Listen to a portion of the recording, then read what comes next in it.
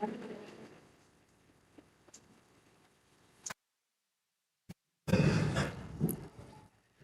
I just want to take a moment to thank all our wonderful judges, as well as a guest from ATI, or also Technology Incubator, which is the branch of UT. We have Jess Warman here with us today. I will bring on the applause, please. We have Stephen Eckers, Lance Black, Yvonne Wong, Sarah Minka, Andy Patterson, Craig Dubois, Steve Abrams, and Joe Strumbo.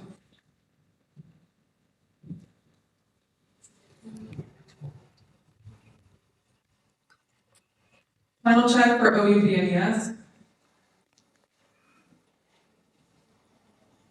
We're going to give them about 3 more minutes to get inside. In the meantime, we're going to go over some housekeeping. If you have a 3D print that you are presenting, then you will need to come to the front of the stage and pass it to Shay right here. Make sure you do that in time. Don't wait until the end. If you are unaware of the timing, presentation is 7 minutes, Q&A is 2 minutes. OUPNES, is that you? Okay, you're spectator?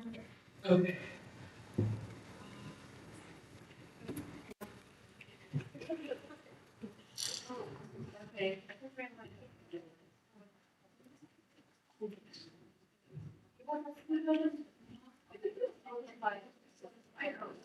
And then, just reiterating, take your experience, just over here of this board, just like hearing stage, like your experience, that you are,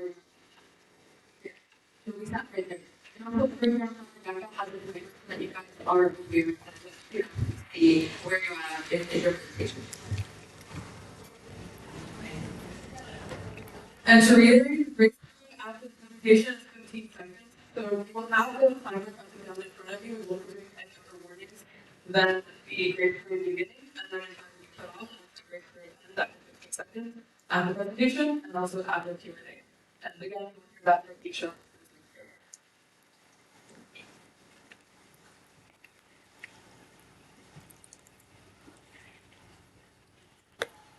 Please stand up.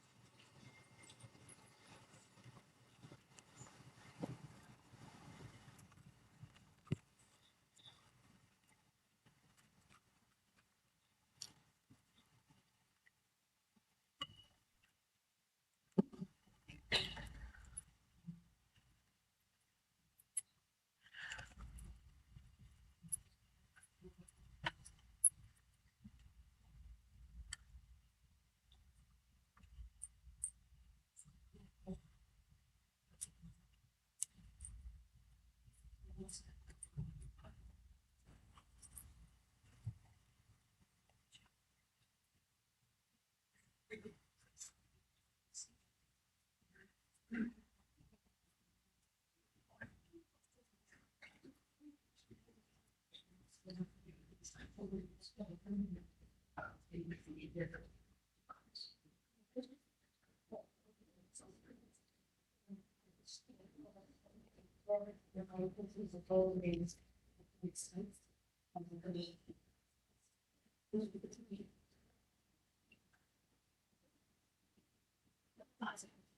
afternoon, everyone. We are one of the school trust capacity. We're discussing certain recommendations to improve the community school perspective of yesterday, and the feedback we started this how much is that what we talked about. So I hope you can really get my feeling. Today we will be focusing on the amount of riders and lecture we need on each babies. We found that there's a significant amount of data that fluctuating, right?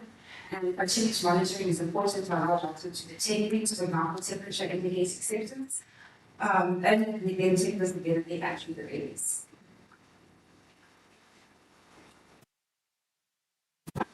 There are three major locations that we try to track for newborn. That is cardiac rate, respiratory rate, and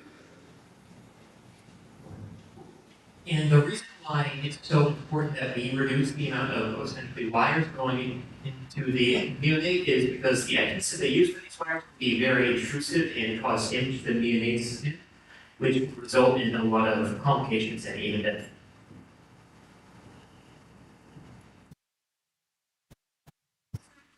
Technology that is on the market, you're going to have our traditional electronics and patient picture attachment, as well as a alternative conjunctive text which comes with skin irritation, utilizes silver with the GR, and we will hope to integrate it into our device.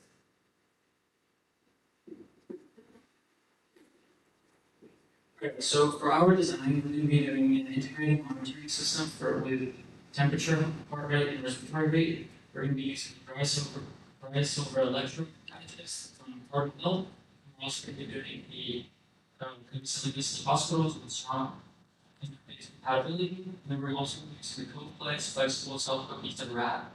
This will also be the same wrap that we're going to use to secure the vest to the baby. So this is our CAD model. Yeah, so we gave a model fit as well, and as you can see in the model, there's a few cuts in the back and in front. This is so we have skin to skin contact for the mother and the baby. There's a few holes where the cardiac rate sensors will be placed, and then there's a few holes in the front as well where we'll have the scratch. The first one is the silver. So we have silver solutions, and those include some multi-dimensional and they are trying to reduce the single parameters and the number of wires. There's also electrode style patches. So what we're trying to do is trying to look at the amount of wires and listen with no reason because they know it's not one. We talked about how they judges have the how we needed to develop more skin irritation and how we need to try to limit that adhesive because we're trying to limit adhesive and regular reaction onto the baby's skin. So for the clinical and industry benchmarking, we know that we, with industry, we're trying to find out things, and that includes some metallic conductors for the textile electrodes. So we drifted more from solar electrodes around they are conductivity, they are hydraulic, and then also they are easily manufactured. so the drawing also where is the monitor and the one major executive. So we have the multiple parameter monitoring from sensors, and then we have no source and back comfort, and it also helps with skin contact, as you can see with all the openings. It also helps the doctor to get to locations that Now, there are other products on the market that do attempt to do exactly what we do and reduce wires and heat uses, and these would include things like non-contact sensor, which would be visible light, infrared, and radio, as well as another device, which is essentially a change feeding tube that is to monitor vitals and respiratory data. Now, the issue with some of these, as for all of the non-contact sensors, is they have reduced the accuracy of readings, or they require a lot of calibration and algorithms, which could cause errors in readings. And there's also wearable monitors which tend to not be designed with neonate in mind and can cause issues like rashes and inaccurate data, ours which does not have these issues. So for our strategy of intellectual property, our plan is to apply for a utility patent in order to more claims specific. They kind of improving the earlier patents and kind of how our meetings. So AJ Google, this is the device is just monitoring how physiology and they stated it's with the cost to deal with the device, which means that we need to undergo the normal classification pathways. And we've made a project plan and which we got about the scan shot that we made. And as you can see, it's going to take 5 years to go through patent filing, patent filing, fish, tasting, performance, APA submission, manufacturing, and For the new Make-a-Thon is 0 to 1 will have an average body surface area of around 0.21 to 0.7 meters squared. This is going to give us 0.065 meters squared for the vest will be applied to the dry silver electropageants and the Coflex self cookies and wrap. We're going to come out to a total cost of around $6.80 per vest. For our pricing strategy, we're going to be cutting, stitching, packaging, for the manufacturing and assembly section. And the cost of this, we're gonna including the for 2040, including in manufacturing and the actual price per vest. And then the possible sale price, we're gonna bump it up to $81.60. Using this and extrapolating, finding that the total cost of equipment for all of the hospitals in the country for NICU be about $32 million. But we might be able to reach all of these hospitals between about 16 million, but hopefully all those might not need it. We come down to about 8 million. So thank you.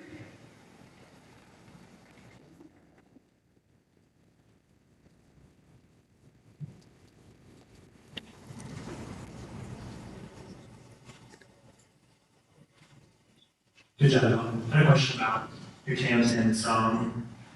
What makes you think that a SAM should just be an arbitrary 50% of the TAM? Was there justification behind that? It was partially like not real situation, so it was probably not the best way we've done it. So more research could have been done, but that was probably, yeah, more could have been done. Thank you.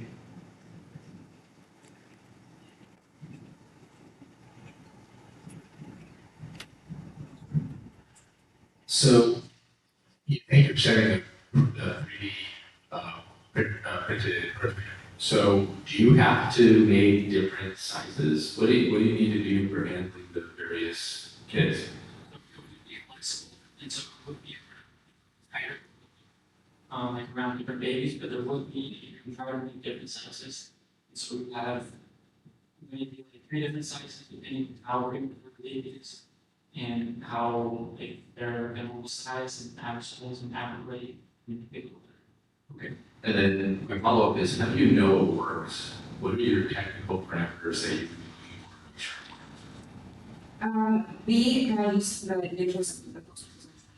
We just constantly need to meet the system with price every week and expenses use for daily. So it will be over the interest that we use the interest from kind of so really they want the interest rate and they want to use. What is the CPT code for this component? And how much would it be reimbursed? We didn't do research.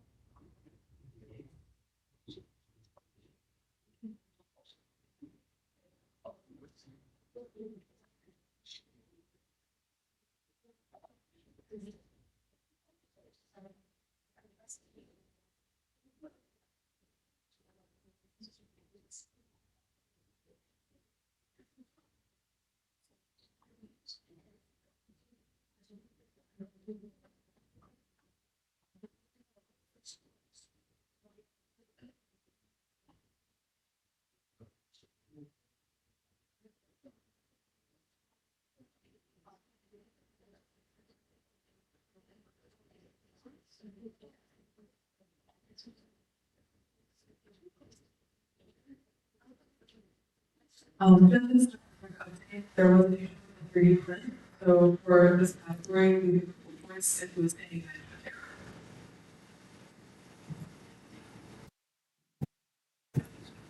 Good afternoon, judges and everyone.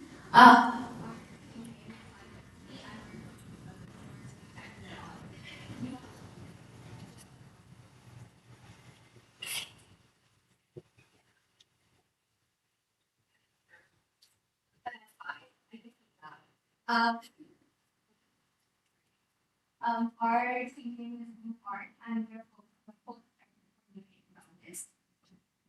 So, we have yesterday. What we would think about when we don't have to take the document table, but this is a real reality of many sort of I'm just talking you guys that and the guys. So our focus is on unit analysis and it's like there's a system learning and methodology and a system techniques that babies are fine. And the current devices available are inaccessible in very expensive hospitals. So we hope to address that by making it simplified for hospitals and making it more compulsory to the hospital, reducing costs for the So to recap our original idea and design, we wanted to make scanning light therapy into a full cover that could have a stand or not have a stand, and that would be able to fully collapse on itself to make it more affordable. So based on our feedback, which got a lot of feedback about the overall quality and the visibility of the design, so our updated model is transparent, so it allows for monitoring of the information inside the device. It also shows the flexibility in the device and the integrated in the device. We also added the clamps on the back end in order to be able to power any other form of setup because we know not all building countries have access to the same US and US funds. So our principle was a hinge design that's able to open and close fully. And this is a short clip animation made to better illustrate that. And then what I also know is the electronic component of the device.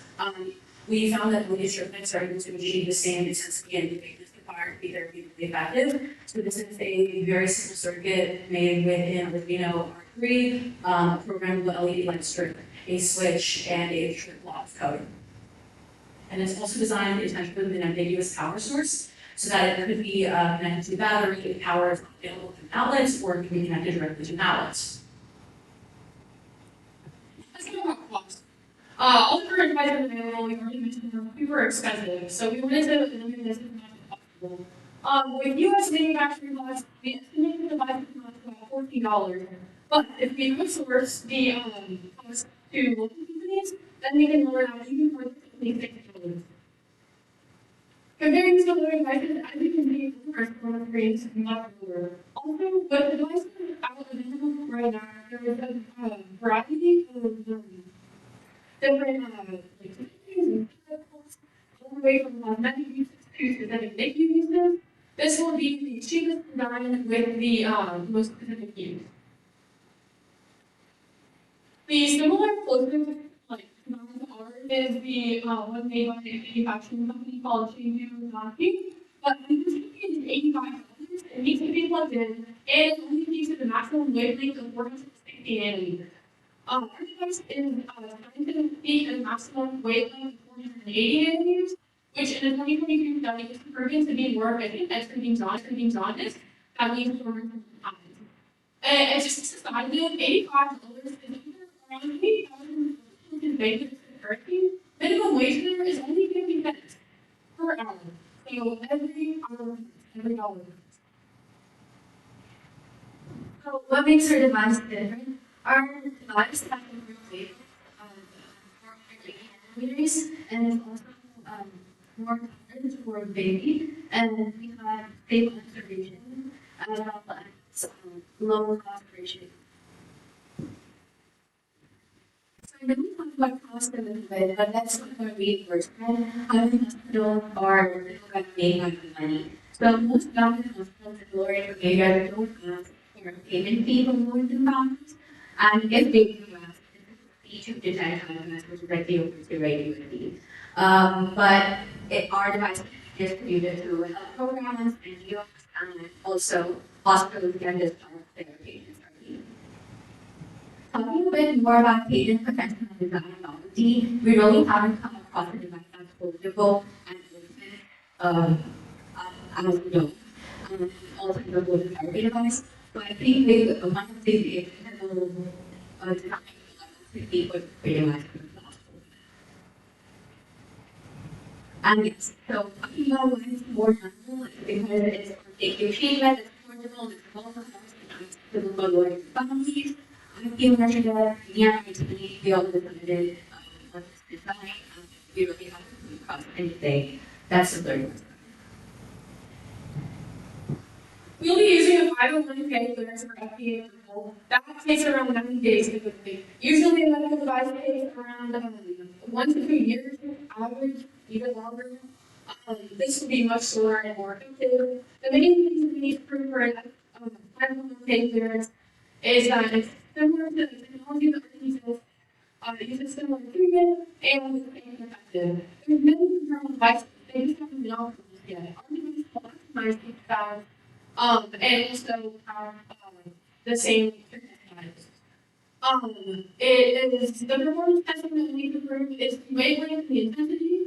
We have an intensity goal of 70-80% body coverage and 80 nanometer wavelength.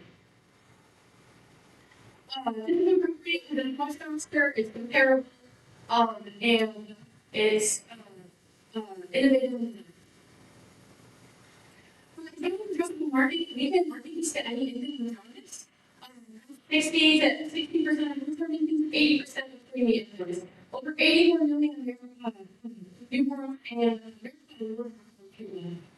The addressable market will be focusing on Bangladesh and for the cable market, 48 new specific therapies in Bangladesh. 37 of them have been provided with equipment on use. So we'll be targeting the risk of hospitals and after that, expanding the UNICEF things, and then after that, we'll in area of reform. Thank you.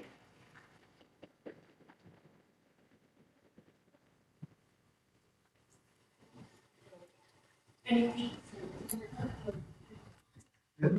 The vast majority of baby jobs is not required for the therapy, so you keep that in mind. But the percent required for the therapy is about 2%, so long babies for a job. This is that whole figure. However, having said that, it is an issue in low and middle income countries. My one concern is safety in terms of we cover the eyes for the therapy, for the therapist. You have to ensure that this overarching design maintains certain safety characteristics. Breathing without focus on the therapy of the eye. So should keep that in mind as you come to the safety aspect.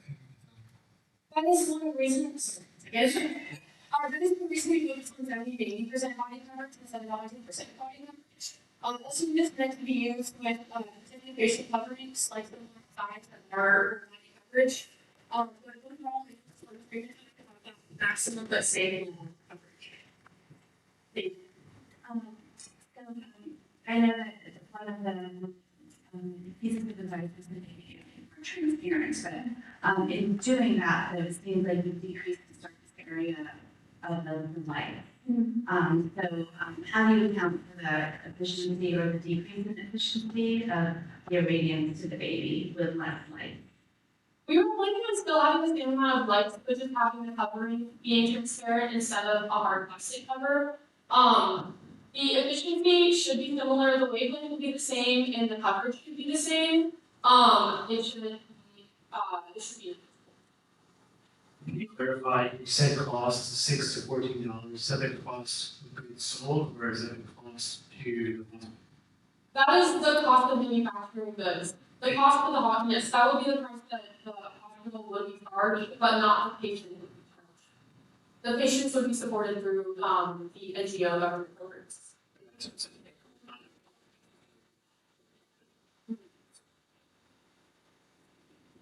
I have a question regarding the pricing. You mentioned low income in some countries. Where are you going to be selling this first? Because if you're pursuing FDA, that means you're going to sell it in the US. If you're selling it someplace else, then you need to secure what the equivalent of the FDA of that country. So where is your first entry point? Our first entry point was planning on being those 11 hospitals in Bangladesh. We went through the FDA pathway because that's what was understandable to us, but we would need to translate that to the Bangladesh pathway.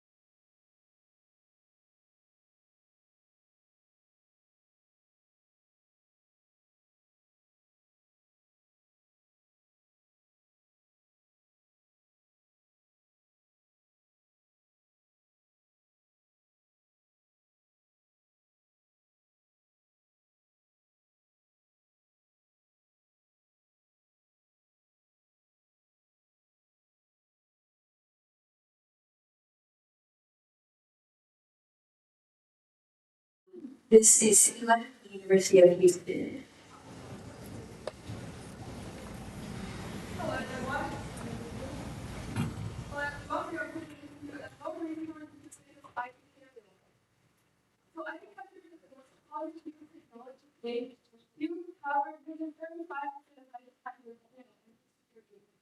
The most common cause of IV failure is infiltration to the unintentional linkage of IV fluid from the blood vessels to the surrounding tissues, and also effusions, which is that blood in the blood.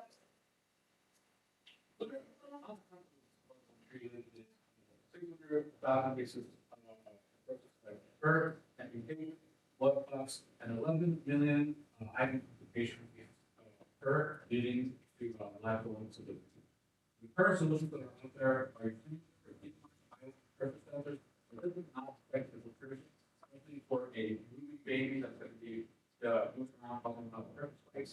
They find something filter that uses infrared light to look at the very expensive and research, but then we have the bioimpedance sensor.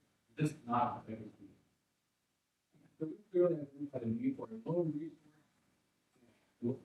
resource device monitors, items, and we aim for a product to be biocompatible, low cost, and easily integrate what the need. Our solution is called the item. It's a simple and low cost biocompatible that integrates itself seamlessly into the existing footprint. It's easy to use, it's intuitive, and the solution connects the ID line to the catheter using our which will detect convenience and preferences, triggering the LED alarm, which will prompt them to check the inspector sites for early detection of identification. As you can see in our new project circuit, this is how our product is being used, and it was designed with the clinician and the user in mind. How do you part of it's currently in something related inside it's all along with the supervisor this was to bring agreement. I just in both ends, in both ends, and to learn some leaders of example, then essentially presents to life fidelity and authority. So our device uses two complementary mechanisms to detect ID failure. For inclusion, will be microfluidic cantilever pressure sensor that will be placed in line with the ID tubing. So we will be integrating current industry standards for inclusion detection, which set a minimum threshold for pressure around 525 millimeters of mercury. As pressure spikes above this threshold, the cantilever will bend, which will release the fluid and then cause the alarm cycle.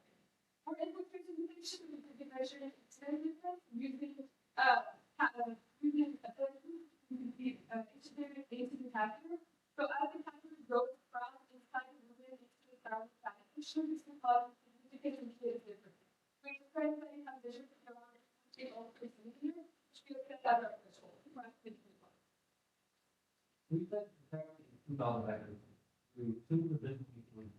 You repeat this entire art and repeat playing the network. The bottom two is any who we have to do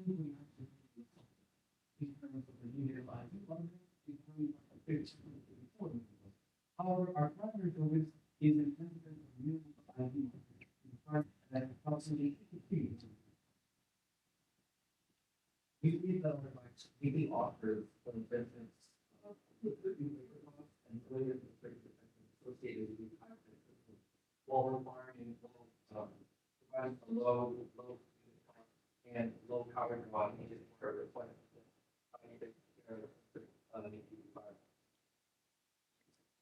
The first emphasizes the solution. Our design requires key components that are affordable and they allow very clean manufacturing. We plan to incorporate at the start, plan starter program, data creating for review, and follow up with tasks. After we receive I installed in grants to fund the development for devices, and fund design fees on the top as validated of our device is both safe and effective. After the FDA approval, we then partnered with larger manufacturers. For FDA, we plan to 510K smart notification pathway as an intravascular virtual ICE device. We had this 510K identified 7 special devices. Our indication for use stands to be within pediatric and neonatal applications, but we expand that towards different patient populations. And our clinical development will utilize this clinical testing to better devices.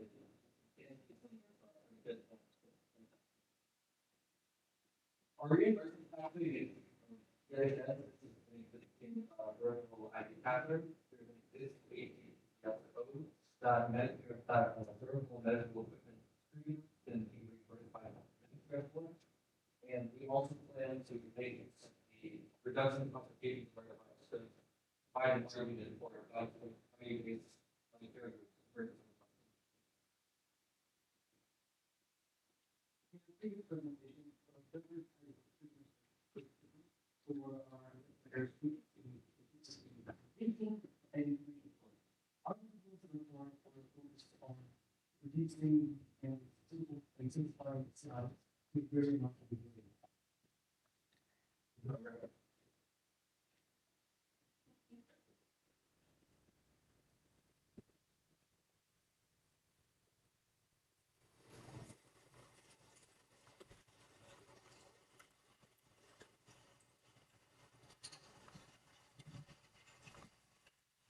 That was very nice, thank you. I went to that one yesterday, but those little electrodes for the maintenance monitoring, are those, introduced into the existing IP, or is that a separate IP that you're making?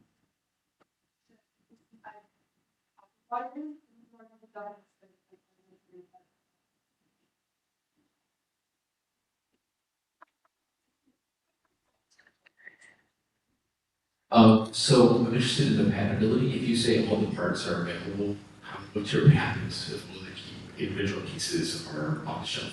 Not all are available, but we are implementing the existing manufacturing method in order to some part people.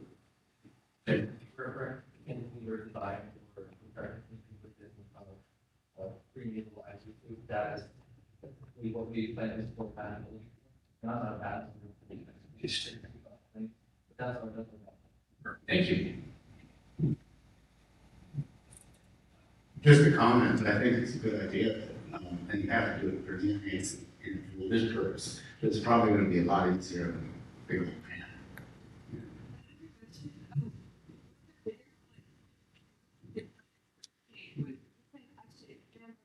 Other, like populations, like people not in the paper, or you can or different work in states that not really.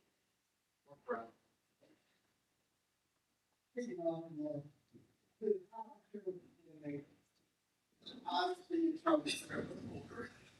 And then it'd be hard to do that with a tiny baby if they don't take it. But it doesn't, I think it's a great idea, but realistically, for a baby.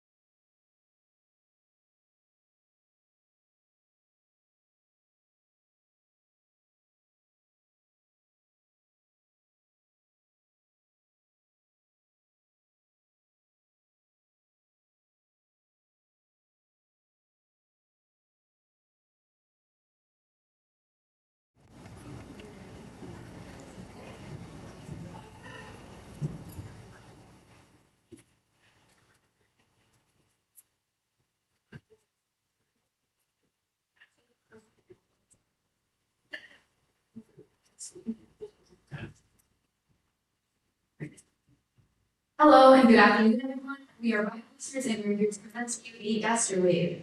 So the main innovation behind our device is treating gastroesophageal reflux disease in premature infants.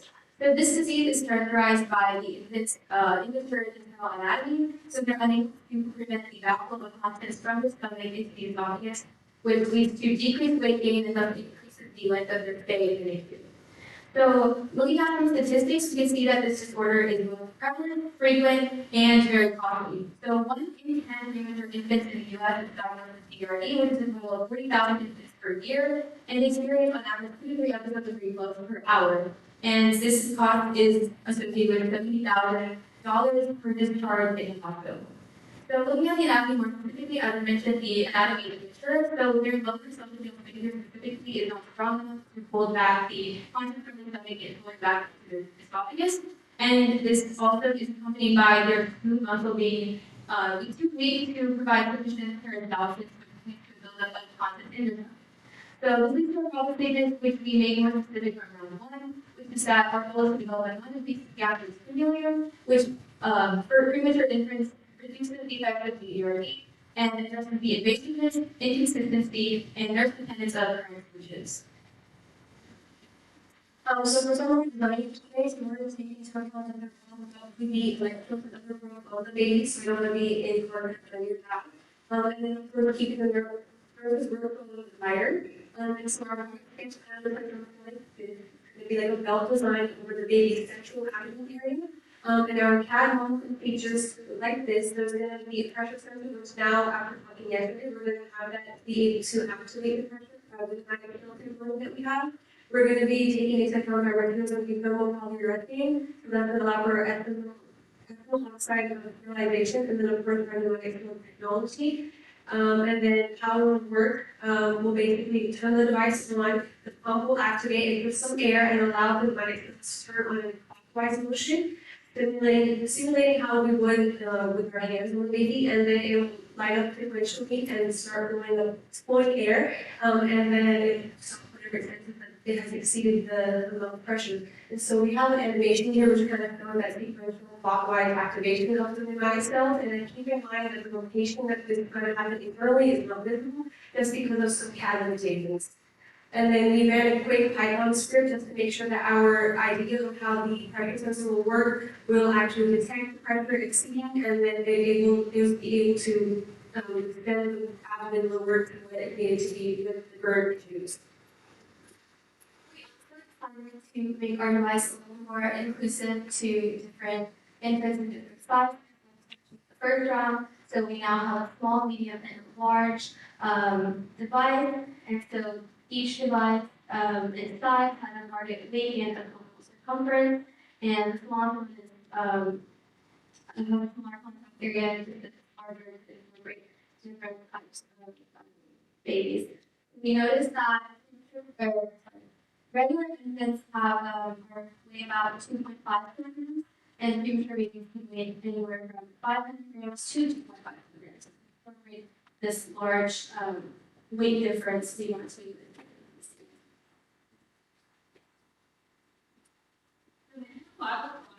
The basic parameters that the prototype should meet before we follow methods. They have been specified here and in considered like weight, the dimensions, and the cycle for failure. Currently, the gold standard would be just normal burping and resonating positioning, and as we go further up the pyramid, it would be different methods for increasing severity of accidents.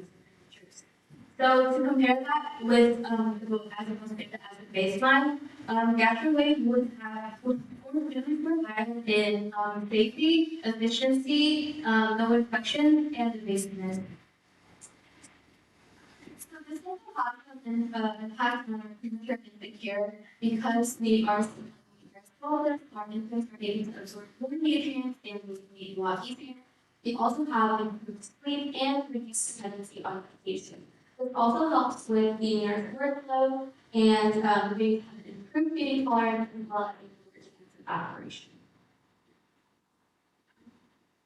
So for feasibility, there are existing technologies which are really feasible approaches already, and our device will simply just be building up on these concepts of non-invasive stimulation and supportive positioning to create a single wearable device system designed for premature babies. Alright, so looking more closely at our pathway to FDA clearance, our device would most likely be classified as Class 2 due to the higher risk environment of the NICU, and this would be further confirmed by submitting a 550 form with the FDA.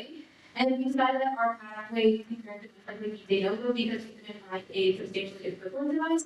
So because of this, we would also need to run sufficient clinical trials to prove the safety and efficacy of the device. Here's some micro standards that cover everything about the device. In contact material to device sterilization to manufacturing quality. We also have an IEC standard to make sure that our device is safe with the electrode is on the baby already and make it compatible with whatever care premature babies are receiving. So our target market is premature infants to infants at 28 weeks old, and our target audience currently is hospital units. We want to initially deploy our device to urban hospital units, and through further testing, we want to expand that to rural areas and globally used in middle income countries. The this part and itself will focus on something more infants to the activity in the US. In major big cities, and we want to focus on the ones in BQ. Next slide, please. This is just a summary that talks about everything in one slide. Next slide, please. So here's our overview. So compared to some earlier manufacturing devices and well-developed overhead for any additional cost, plus the regulatory and distribution cost, we have a price per unit the legislative individual audit per unit, which means it's very easy to be to scale and profitability and hopefully it's happening. We want to have a version that improves the paper, and then we want to put it to bigger to want our more. Our next slide is to basically have an application, next slide please, and our references, benefits, thank you, and for.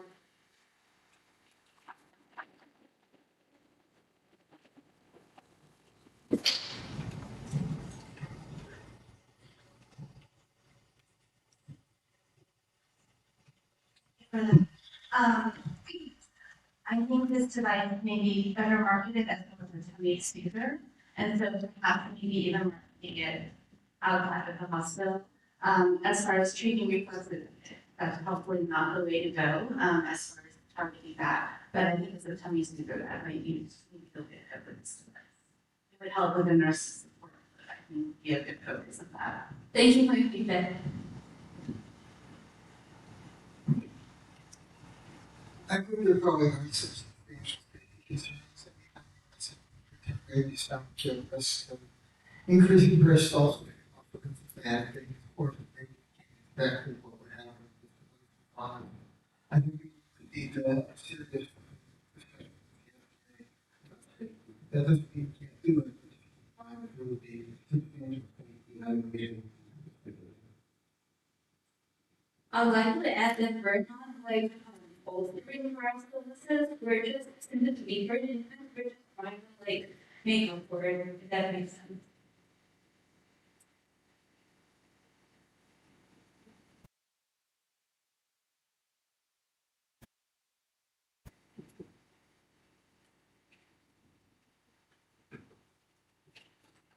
Thank you.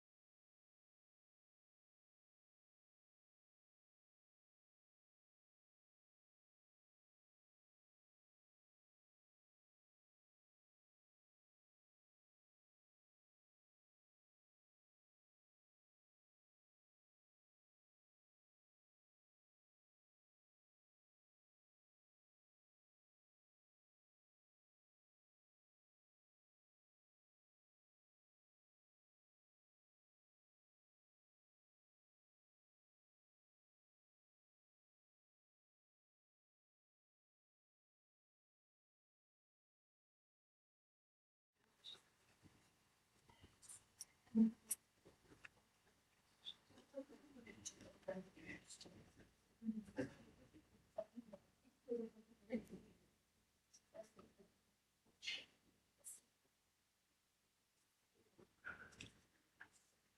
afternoon, everyone. We'll be presenting the bond to the bond station for relocating development units.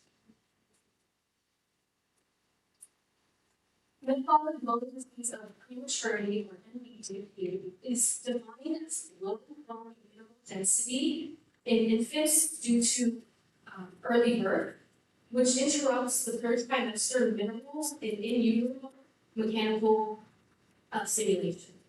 This is essential as 80% of minerals are transferred during the third trimester of pregnancy. This affects about 50% of births. As you can see in this image, in A, so a full-term healthy baby with regular mineralization. C and D show a preterm baby with demineralization showing healing fractions on the arrows. This creates a need for a non-invasive medical device that will increase bone mass density in premature patients, that will increase life expectancy and quality of life. So the technique that we wish to use is a low intensity, high frequency vibration, increased bone mass density. These stimulate small amounts of vibration, similar to signals received in while doing physical exercise.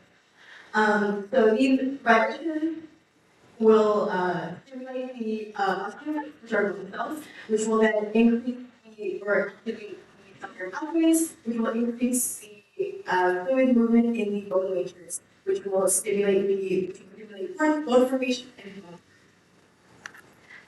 Patients in the NICU will use the technique in our devices for minutes, twice daily, for 6 to 8 weeks after getting diagnosed and from our first presentations, we have determined 6 to 8 weeks is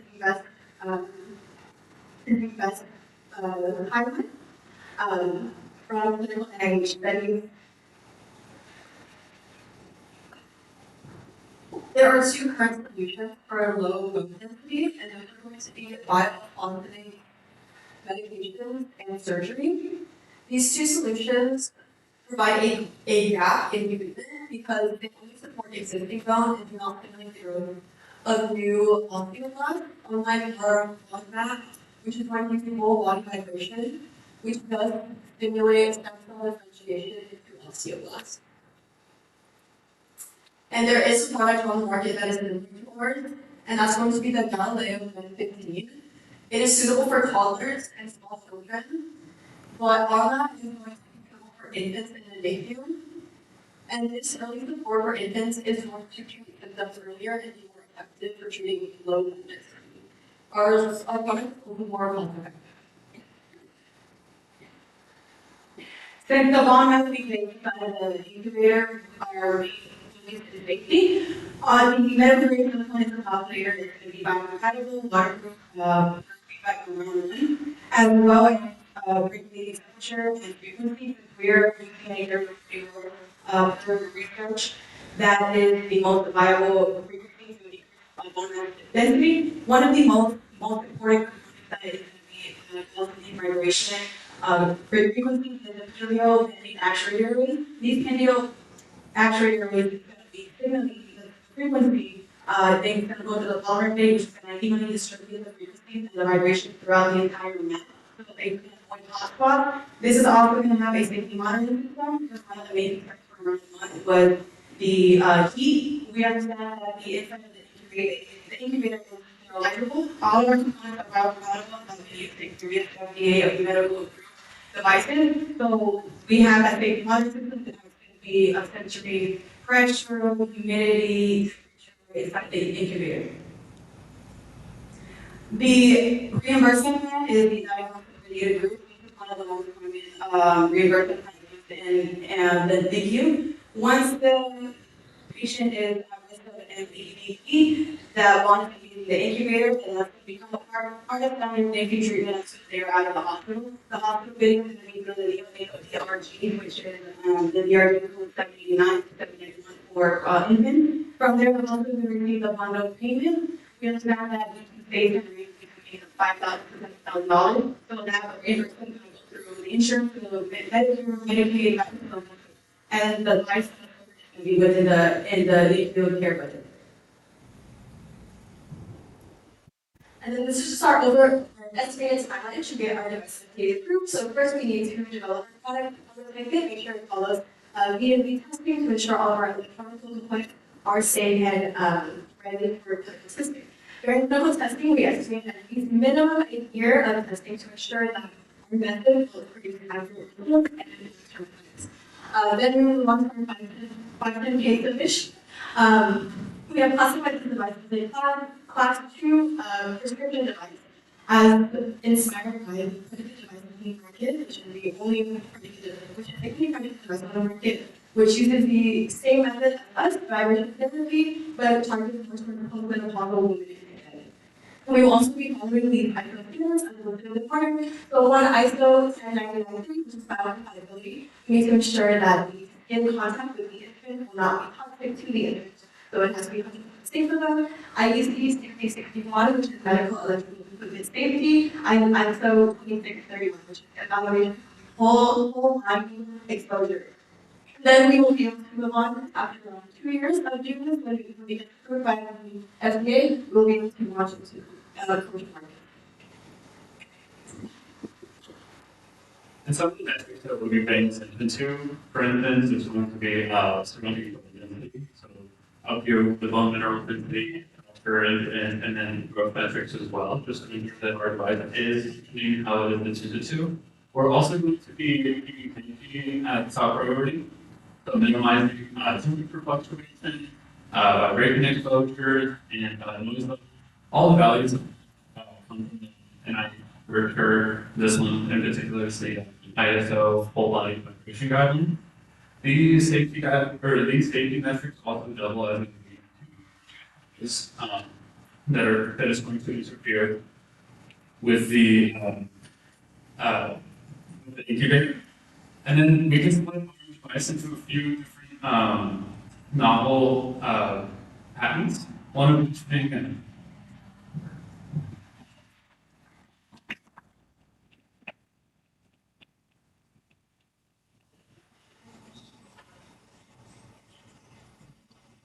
Hi, welcome to that. I have two questions. One is, where's the tie that this actually will work with clinical literature? Has it already been demonstrated? It's just something that you're sort of projecting as hypothetically effective?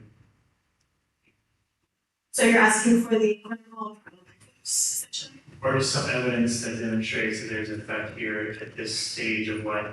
So there's a couple of clinical trials that we have. Number one, we did a third trial with children with CP. There's a couple, one with children with CP and one with cancer survivors, and one with CP. They use the same method for 10 minutes a day for around 6 months.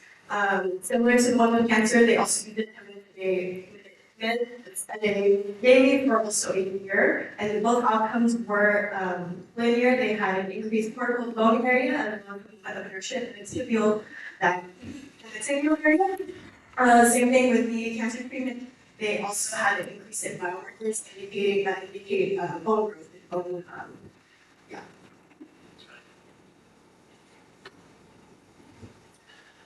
Is this device put into the incubator for full time that baby's there, or is it just taken in and out? Yes, so after the baby is introduced with an MVDP, then the mat is placed into the incubator with the safety components and all of the material. They can be stayed in there. It's not going to disrupt the heat or the sterilization because all of our materials that we use and the layers that come out of it, it's going to be able to regulate temperature, humidity, as well as pressure, so it's not going to disrupt the baby at all or other treatments coming out of the incubator for that.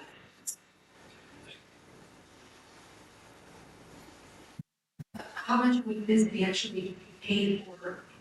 What would be the cost that this would be reimbursed by Medicare? Yes, that one, Right now, the cost for the manufacturing, if we produce an app of 1,000 units, it'd be 300. Whenever we do reimbursement, that would be half of it. We did not research much, regarding the DRG code. Thank you very much.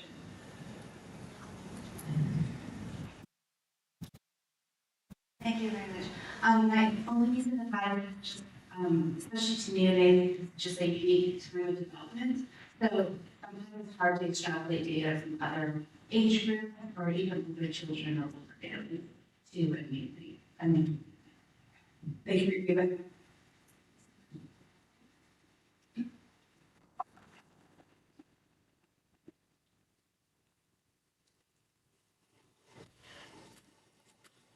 Next up is Lisa Black.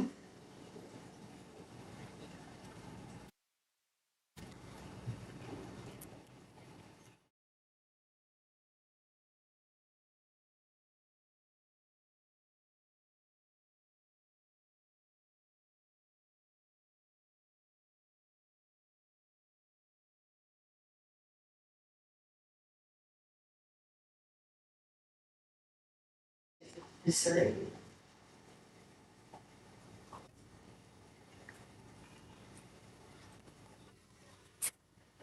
Flat, we're going to first in Missouri, and to address issues in the area.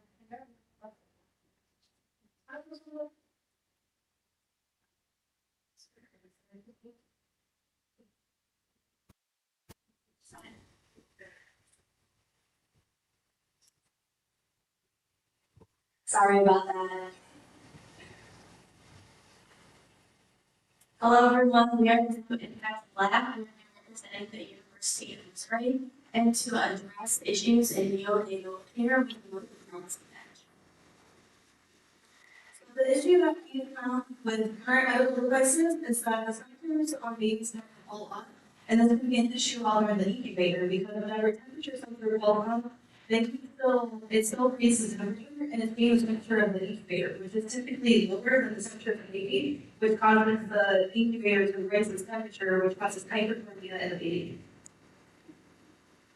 So to present the primary problem of Group 108, we created a state temperature regulation system.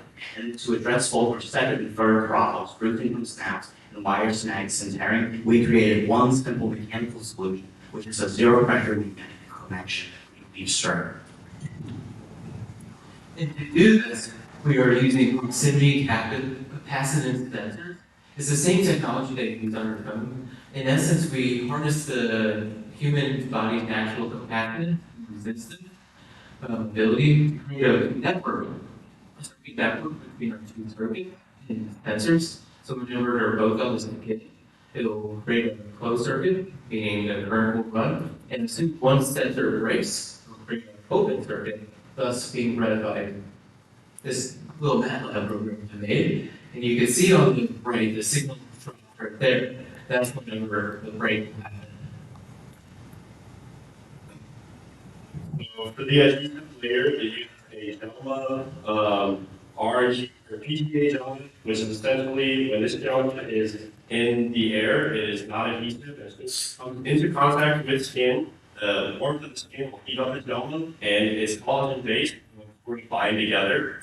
And then to remove it, all you do is take an ice pack for around 10 seconds, rub it, the temperature will drop to about 10 degrees Celsius, and the adhesion will be reduced by 70%, and slide right off. There's no tears, there's no ribs, there's no harm done to the patient involved.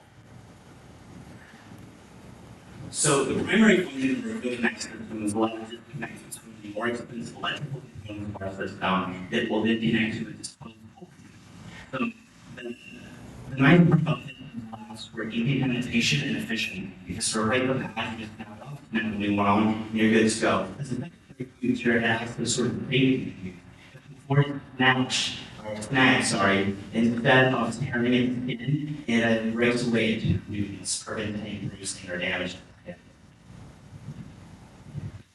And then for our chemical instance, we have our underneath we have a sensor to elements so they're detecting the contact with the skin, and then we have the wires into our wire casing, and then we use our instrument.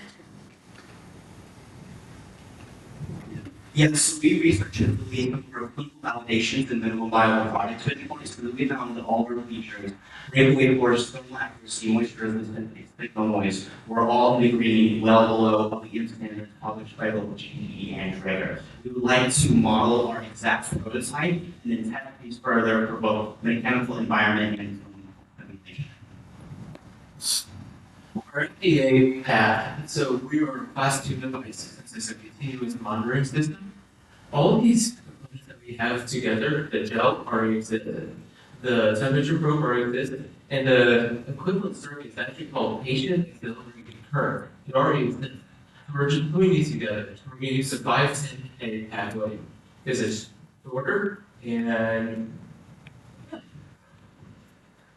So for comparability, the one already used in hospitals, so the adhesives right now is called any irritation. And people are infusion is analytical and it's still removal, so it's natural to the skin. And then also for sensors that use impedance monitoring, and impedance, even if the baby shows a little bit, if you cause a spike, and then that can cause a false reading, ours is a direct like contact, so if it just it's going to have a stay. Oh my god. So the main thing I want to hit here, there is another sensor being researched at Western, but ours is able to start recording compromised data as soon as the contact is limited. Yes, so we're very excited about our market scalability and potential and then our routes to manufacturing. So we found that in North America alone, there's $410 million market for disposable pads. Of this, 45% of them are for neonatal patients and babies. We think if we target just 10% of the North American share, that puts us at $18.4 million. We have a $14 gross margin profit for each. And then we think long-term, the majority of our income will be from the continued disposable pouches. And then as we increase and ramp up manufacturing, our goal will be three things. First, community machining, second, metal injection molding, and third, increase our automated assembly for both increased efficiency and maintaining standards. Yeah. Here's the list of everything for the bill of materials. Essentially, total cost is going to be about $5.77 for 1 unit. And then we can take a look at the pricing check and reimbursement pathway. So we've got the suit, CPT at 99468 and 99469. And so the first one is for day one and the NICU, and that's going to be at about 10.71 RVU, which is relative value unit. So it's going to be priced at $32.35. And that $32.35 comes from CMS 2025 medicine physician fee. This is published annually and in Edo. And then this 269 is going to be at 5.43 RVUs, which is roughly $175 per day. When you add that up, you take the total reimbursement from $3,846 minus the $428 costs to buy our product, which would be $15 to $20, and the hospital has about $3,400. All right, and for our patents, we are trying to make family, therefore we're trying to have three separate things for our one device. The first thing we're going to do is we're going to make a original patent that includes the whole system. Then after the 12-month part, we'll be able to fully understand what our device products are for our patient or other devices in the treatment. Yeah, and you all are excited.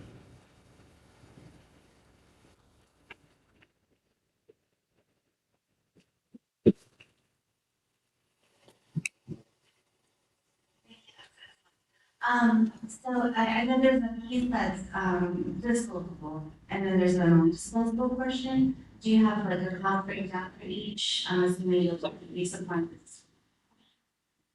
Yes, so disposable, again, is going to be around $5.77. And so that comes with a multitude of different parts. Two of the parts are actually manufactured the magnet and the thermo. The other ones are fused materials that we would assemble. So there is going to have to be an assembly fee there. And then the initial part that is not disposable is roughly around $100 to $200, and that stays. And so with that disposable or the non-disposable part, it's staying at like one time, and that breaks down using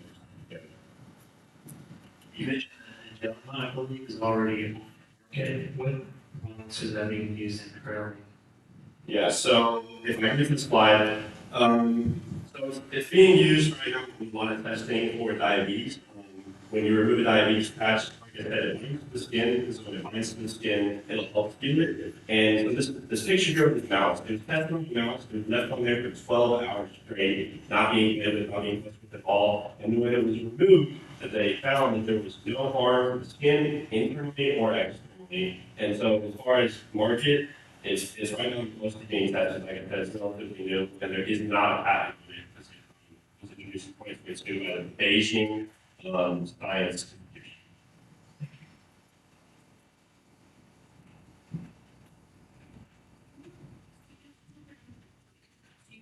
Expand a little bit on the gel that is used. Yes. So here's this. So we have a gel and PA. The gel essentially is defined derived from collagen, the same thing that makes up your skin. And then you have PCA, which is polymerase galic acid. Polymerase galic acid is what is essentially infusing into the gel, and that'll help through the actual binding permeate the skin. The gel alone doesn't permeate bind the skin. When we mix this, you get hydroxyl bonds, and those will mix into the skin. And so when you use pull to remove it, what's occurring is these bonds are now breaking down, being removed, and that's why it can so easily be removed.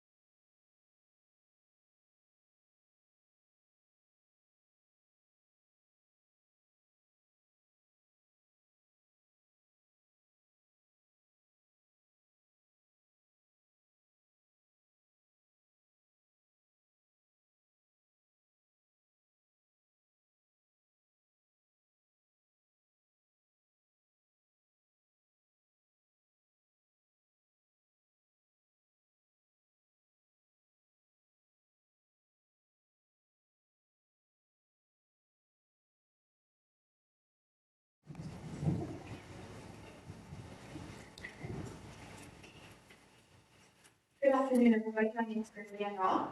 My name is Sam. My name is Gloria. And this is our project, Neonest, and Improved NICU Incubator.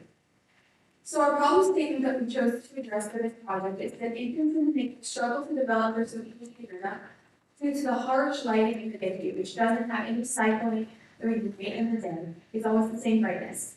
And this inhibition of their development of the circadian rhythm also has negative effects on their temperature regulation, heart rate, and sleep schedule. So the way that we're going to determine the success of our product is by these success metrics. We have found that light cycling in the NICU, we haven't found it, but from previous studies have, that light cycling in the NICU can shorten the average stay length by 16 to 17 days. At $3,000, the NICU is going to take $48,000 per baby that use this. Also, it's good for the health of the baby when they're released on light cycling or on 500 here and bright light. Our project will be sterilized easily with pipes, also produce assessment cases, and that it can function inside the incubator. And finally, our design reduces light heat in the incubator by 99%, whereas the current options are usually only reaching about 58% of light. So the technical applications and limitations of our project are that babies under 34 weeks of gestation, it's best for them to actually be in complete darkness all the time, because this simulates what they would be experiencing in the room. Our project needs to be open and close varying levels for light cycling, and our units, one limitation is that it's only designed to be incubator style, but it can't be used with the giraffe style or the grid style nets.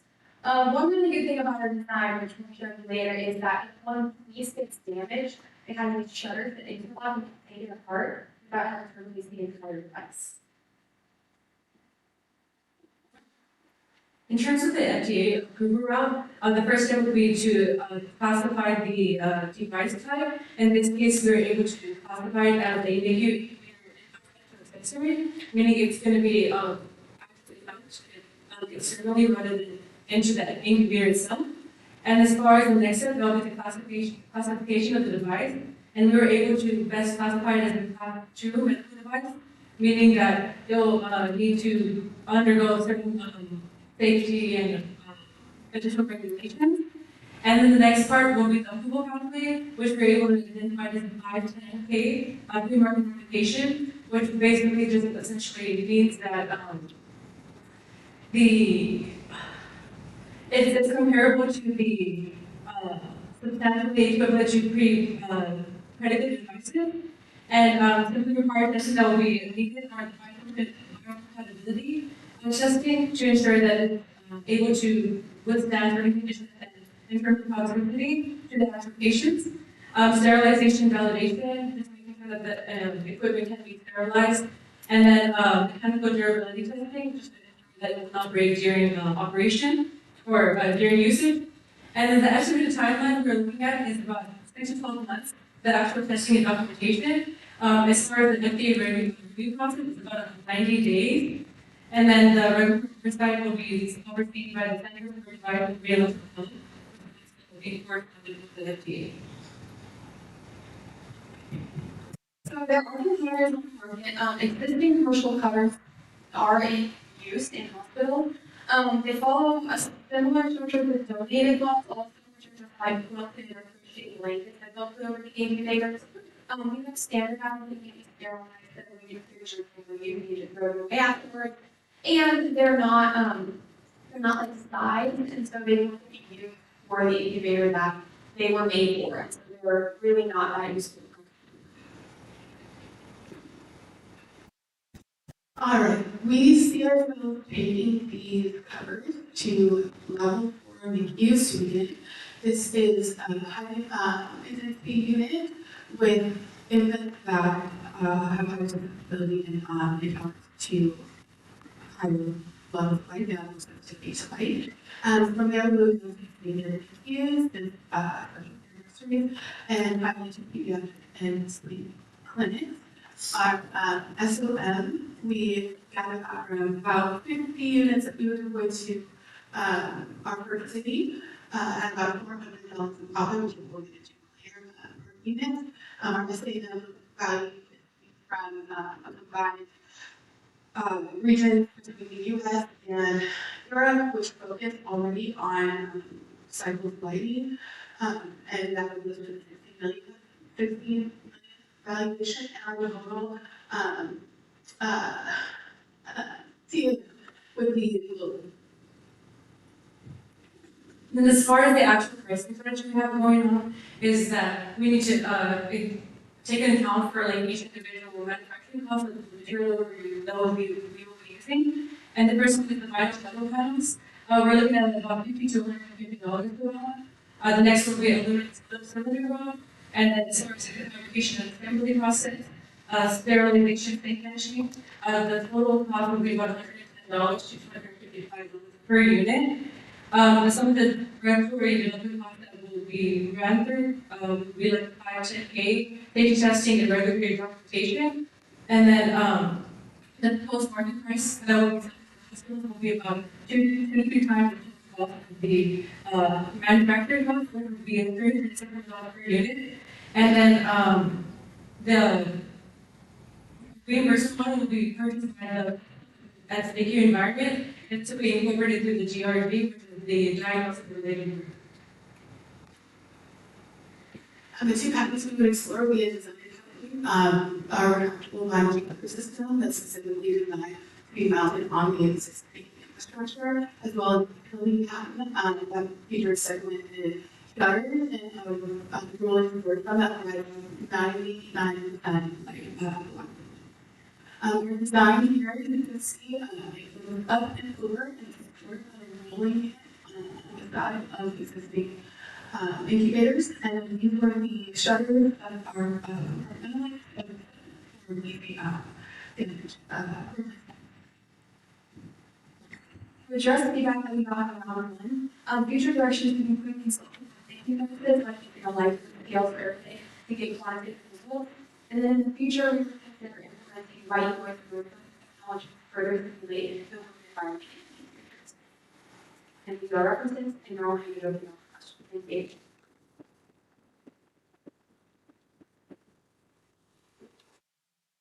I mean, you're gonna charge the hospital $600, $600 for the unit. It's ridiculous in a blanket. So being that the health system is already overpriced, you know, why wouldn't you consider like license the technology for somebody else, like the incubator manufacturer, so that they can worry about how to sell it, how to price it, because obviously it needs to fit the incubator. That's actually a great suggestion that we haven't considered. Our viewpoint was that while yes, it would be a new cost to hospitals, it would also be cost saving due to the ability to shorten the space of the infants that are in. On your display, it looks like the ideas that come from the top, but yes, thank you. But the ends seem to still be exposed. Is there going to be set? But we have been signed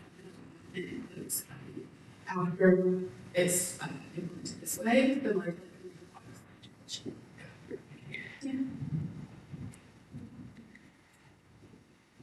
So the problem is so clearly some days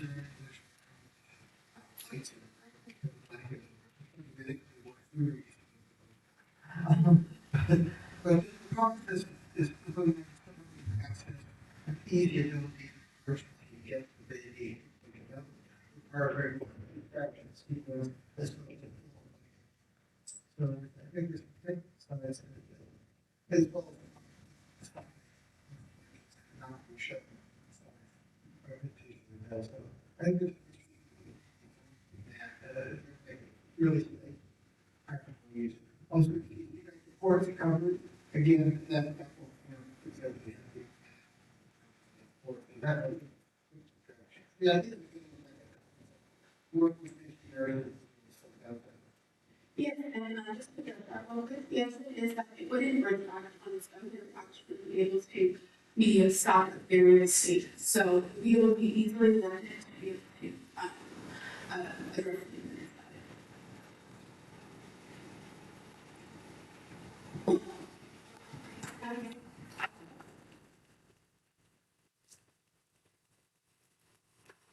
Next up is step.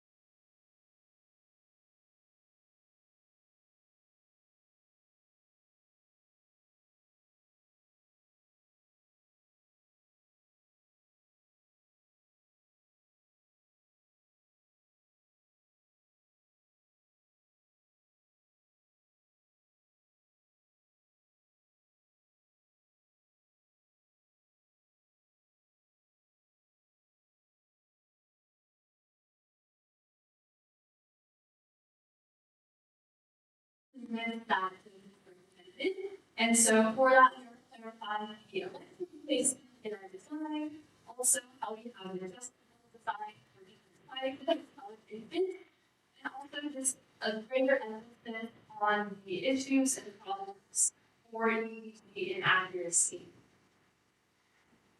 To start us off, if you want to address the largest issue, is that when babies are in the NICU, there is a lot of external science that is at much greater decibel levels than is recommended. Obviously, these loud noises that are across can lead to disruption in brain maturation, also distress responses, and parasympathetic activation. And so, if an infant is receiving EEG monitoring, those stress signals can show up in the monitoring and provide inaccurate data. And inaccurate data leads to inaccurate diagnoses, improper care, and big issue around that to address. So around 2 million infants suffer from neonatal seizures, and about 50,000 to 700,000 of those will unfortunately die in a week. So this is a large market to address when we want to give attention to all of these babies, provide the care that is active. So for the EEG, the elective will be based on a standardized EEG system recognized by nurses. For the total elective will be placed in a variety of intracranial locations circled in red for high accuracy and minimizing the amount of blistering. Additionally, a ground electrode will be placed at PZ circled in green to reduce the blistering.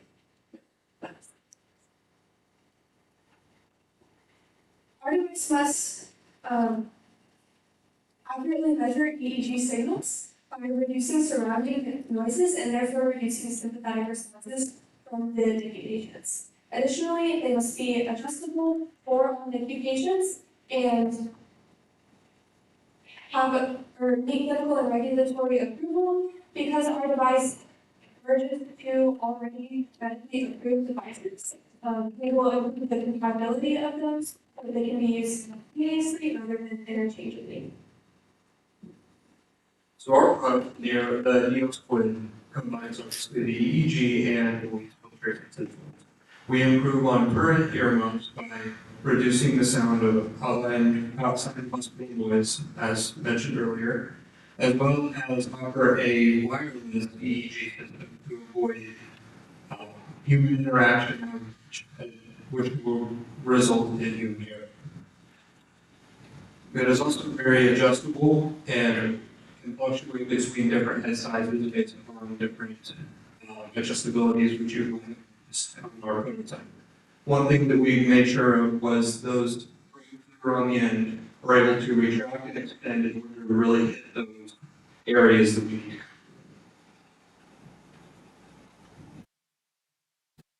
So the focus on technologies are design.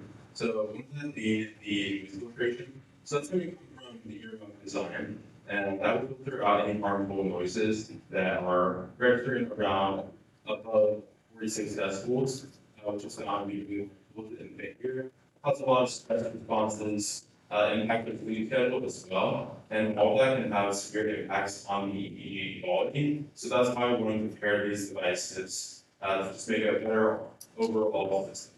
And then furthermore, it's going to be wireless as well, so that'll make it a lot easier to place the 24 leads as well. So it's going to be not as bulky, really easy to change in and out. You'll be able to clean it, so the nurses can keep reusing it and just lower their overall. For our market research, we wanted to compare against the ones we do. We decided to weigh the materials that we compare uses and then how our device compares. For the development roadmap, we decided to split it into 4 phases that will reflect immediate research and development, highlighted some of these phases goals, TV and RD approval, no application, and then final commercial launch, RD do it, no real.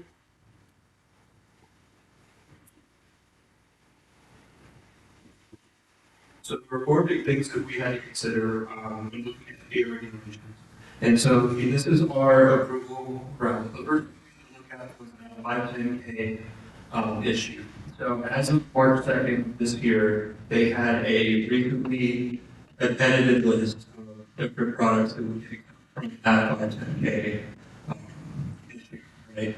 So we ended up getting exempt from that. What that led to, however, was invest in the de novo area to basis the 510K. The other thing we have to look at that was really important next was our GMP approval. What we want to products and testing and things like that. Having that approval would cover all our safety precautions that the FDA would use. And then lastly, we would kind of look into for PMA once we have that done from our clinical trials to be able to move on to the marketing incentives So Neiman and Compare has a huge market, and it's actually going to be 25 million just for these EEG users. And the biggest thing about it here is that with just 5% market share, we could have $400,000 of profit in our first year of sales. And then here's our TAM back. And then our primary profit is just going to be trying to market it to these nurses or people who are ordering these devices. To wrap things up with the price, a lot of our design primarily marketed as reusable. We think specifically non-reusable would be those electrodes. We have a billing strategy with our CPT code, and the current challenges are Medicare conversion factors decreasing and no existing CPT codes for those noise canceling. However, we can market this to hospitals for them to use and reuse with saving money over time. Thank you.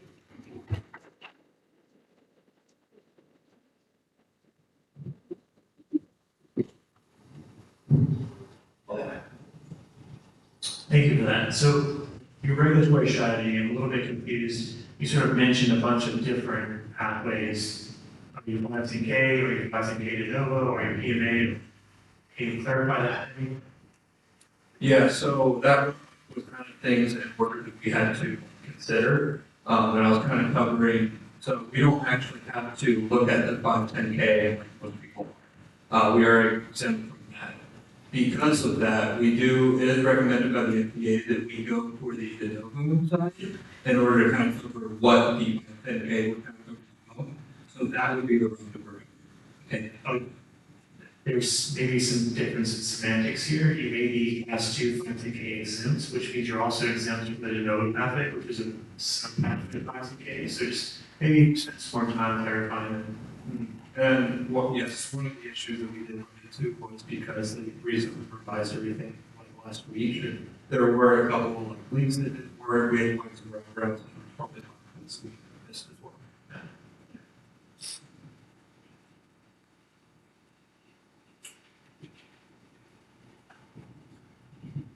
So you're combining two devices. Is there any IP when you combine the two?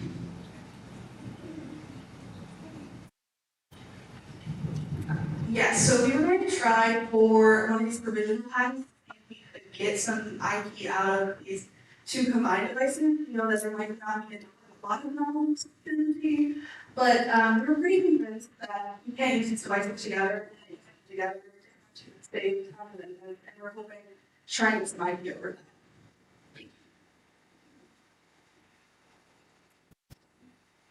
I mean, the healthcare industry is kind of hard to get into.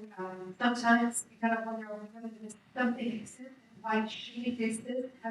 Did you guys do any validation with NICUs to see something that can be? Can I take a start to understand?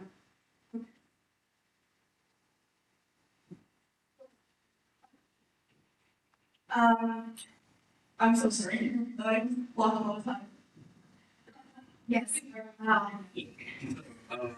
Yes, we we were looking into some other solutions. So yeah, we looked into some things that are already there. There's not any that are these two. So that's why we targeted this, because the EEG that they use a lot right now, a bunch of different leads, they use like full service area bed, they don't allow them to do that protection that's already out there. So if they use a fair system where it needs the population, they'll get more I can add to that as well. One of the design choices that we decided to is the wireless approach, because we noticed that there are many wireless options. So, in order to avoid getting to work with those other things, the other wires that would be, on the tower that wouldn't exactly be along the brain, we would able to limit and avoid adding to that issue as well.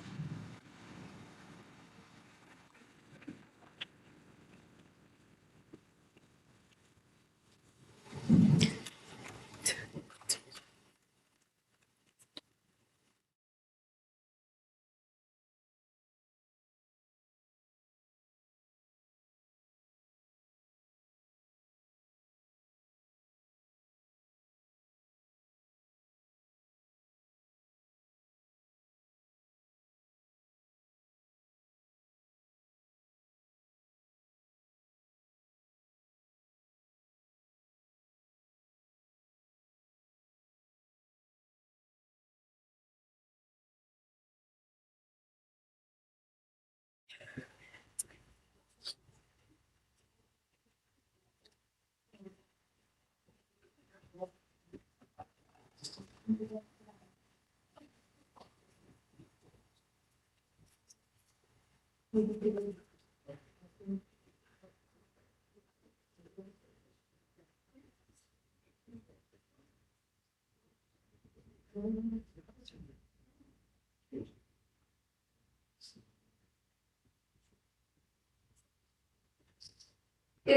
Today our student will be discussing Neo Shield and umbilical catheter protective dome. Okay, so umbilical catheters are frequently used in NICUs to deliver intravenous medications and nutrients to premature infants. This procedure is done by inserting the catheters into the umbilical stem attached to the infant's belly button. This procedure is important pathologically because it is important that these fluids are delivered to the central circulation. And additionally, once the catheter is inserted, it's important to stabilize so that there's no movement of the tube. However, current stabilization techniques are in dire need of improvement. So for the anatomy of an umbilical stem, there are two umbilical arteries and one umbilical vein. And so for there's complications with it. For the umbilical stem, it is ultimately dead tissue that separates from the body. And so this is a very good environment for bacteria to grow. And so when germs enter the bloodstream through the catheter, this can cause very severe infections, such as the central line associated with bloodstream infection, and then also other issues when the baby moves. It can lead to pressure on the catheter, which can lead to severe bleeding and skin damage. And so currently there are two techniques that are used to stabilize the catheter on the baby's abdomen. One is umbilical taper tie. However, an issue with this is that this traps fluid like blood and milk and moisture, and that can lead to serious infection. And it also irritates the baby's skin. And then second, there's suture to keep the catheter in place. However, this also punctures the baby's sensitive skin, which can also lead to inflammation. So our main goal with Promoted is to see what infections caused by the movement of the catheter. And so we have some data up here, but the one that I really want to draw your attention to is that 1 in 3 catheters can result in mechanical complications. So that's really our goal with our methods. Okay, so from round one, we received some feedback about addressing our competitors. So some current devices that are being used to address stabilization are displayed above, and the main thing I want to draw your attention to is that the spectrum with FP complies with skin fairly large for both devices, which we're trying to avoid due to the irritation to the skin. And so our solution is the umbilical catheter microdome, which we also label as Make-a-Thon. And so the way that this works is that first we'll apply a adhesive braid around the area where the catheter is inserted into. And so this would be a silicone adhesive, and we might enough that it is actually touching the area where the catheter is inserted. And we make a medical grade silicone as well. And then the hospital will use the already implemented catheter devices and insert it into the umbilical cord. And then we will slide on the dome on top of it, and the dome has a sliding mechanism, and the radius of the top of the hole will be just enough for the tube. And then the dome will have holes around it for airflow and circulation. It will be made out of mercury and be transparent. So this is our cat model. As you can see, it has the holes that make this breathable and the extension from the side of the dome fit perfectly inside of the slit in the ring, and that hole that kind of holds here. And additionally, I also wanted to say that we had the discussion during the Q&A session about the UAP as well, and so this is definitely adjustable to include that and things that need to be included for that specific event. So let's talk about some logistics. So the umbilical catheters are typically used for about 7 to 14 days, but it's recommended that you change them before 7 days so that you can prevent infection. And also for our dome, we use PETG material, which is compatible with sterilization processes that would be used, which would ensure that we can reuse the dome and the catheter. And we also received a comment from round one about the fact that we're still using an adhesive. But I wanted to mention that we are using a silicone gel adhesive, which would be safer for the baby's skin because there would be low residues of pollen removal of this adhesive. And also, this adhesive would be far from the umbilical stuff. And then also we wanted to say that we would be targeting both the dome and the ring piece of the devices that we would be developing. And so the FDA regulatory confidence of the administered device is moderate to severe risk because it is still touching the baby's skin, and you'll need a 501(k) pathway, and so the first step is just to find something similar, which we discussed with competitors, is and so this will apply, and then we will do clinical testing, we'll create with biocompatibility when we stick the adhesive on and just put basic chemical testing.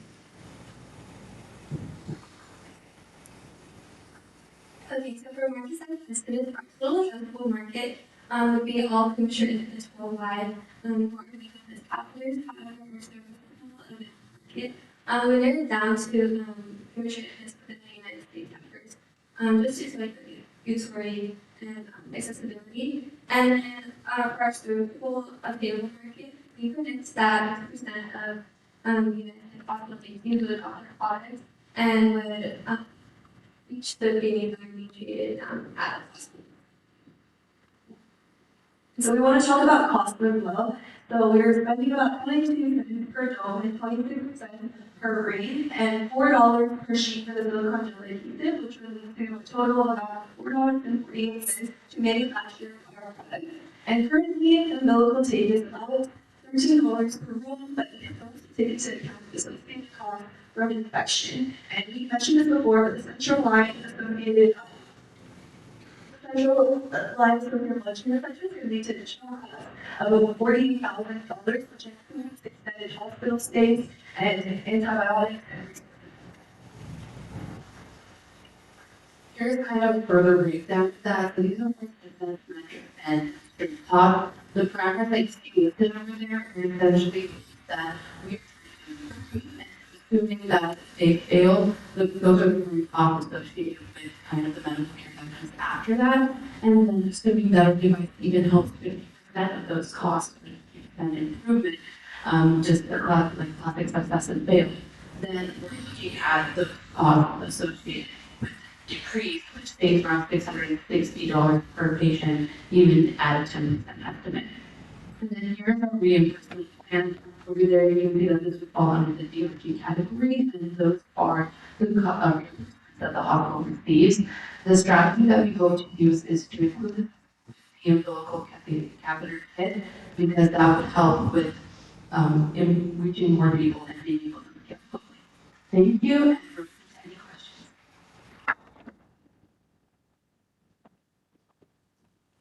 As part of your product, you would be really, how would we restate that? The dome is reusable, sterilizable, and reusable, right? So the product you would be selling competitively is just the ring. Because I don't think you would be. So the domes are, we can sterilize them and leave them for the same patient. So the sliding mechanism is just so in case, because if you move over to the catheter, for 7 days, but let's say that infant is in care for 14, 28 days, and they want to remove that dome, we can sterilize that, but it will be one per patient. So we would think that. Can you go over the average statistics of the length of time of the neonate in the U.S. and other markets that you're considering? Because somehow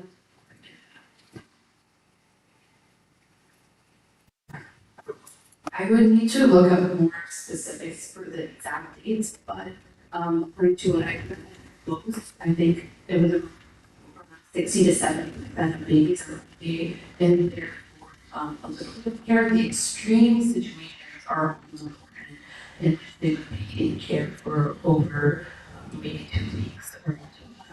But usually it's a week if it's for the most general cases. Second question. I recall it's been a little while, but there's a tape bridge and then sometimes one of the redundants, which is a suture. Is there any redundancy in this procedure? If somebody knocks this dome, is it now they're pulling off the lines because the dome was, moved or pushed off?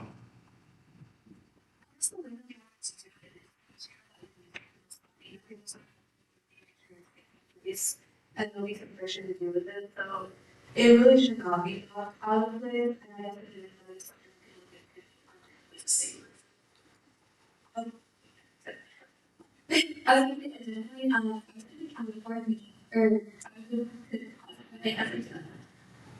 class two on their acting regulations, because you're right, if there was like extreme movement of the dome, then that would still create risk of movement for cross section. However, that was adjusted like Mr. Racing. However, it's still that which so I would have to do like regulatory. And just touching on suturing, it actually pointed in the piercing skin, so our whole point to have the only point of contact would be the rib, that's the still contact. Thank you. I guess my biggest concern is moving and then just pulling the whole line out with it. So I agree with having some redundancy or maybe some flexibility and somehow, where it catch itself if it gets pulled, slides off the belly, might be some moving. I think that's a very good point, and we also did find that if you could attach your hand as well, we need to consider maybe having less that.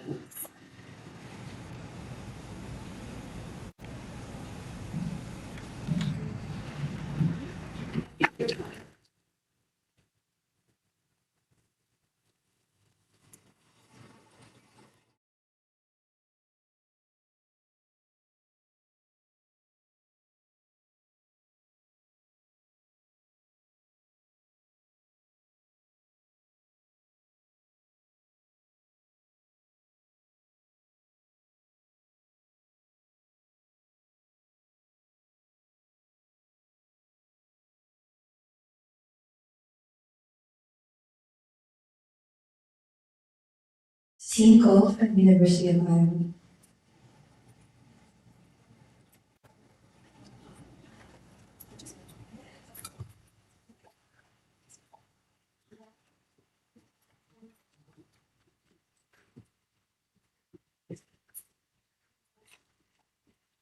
Good afternoon. We are first pass, which is an assistive device for endotracheal tube insertion. According to the CDC, 1 in 10 babies in the United States is born too early, making them premature. Now, Johns Hopkins University reports that 77% of neonatal tube insertions are in these premature infants, and 50% of first-time insertions fail. This is Evelyn, the kindest surviving baby in the United States, and she was born and treated in Iowa State Children's Hospital. This puts things in perspective. Imagine trying to put an ET tube down the airway of a baby this small, right? And every attempt associated is associated with life-threatening consequences. So no baby. Neonate requires specific anatomical position that aligns two horizontal planes to visualization for successful intubation. Here you can see the improper positioning. With these findings, we developed the following problem statement. A way to increase first attempt success of endotracheal intubation in neonatal patients to reduce complications and improve overall outcomes.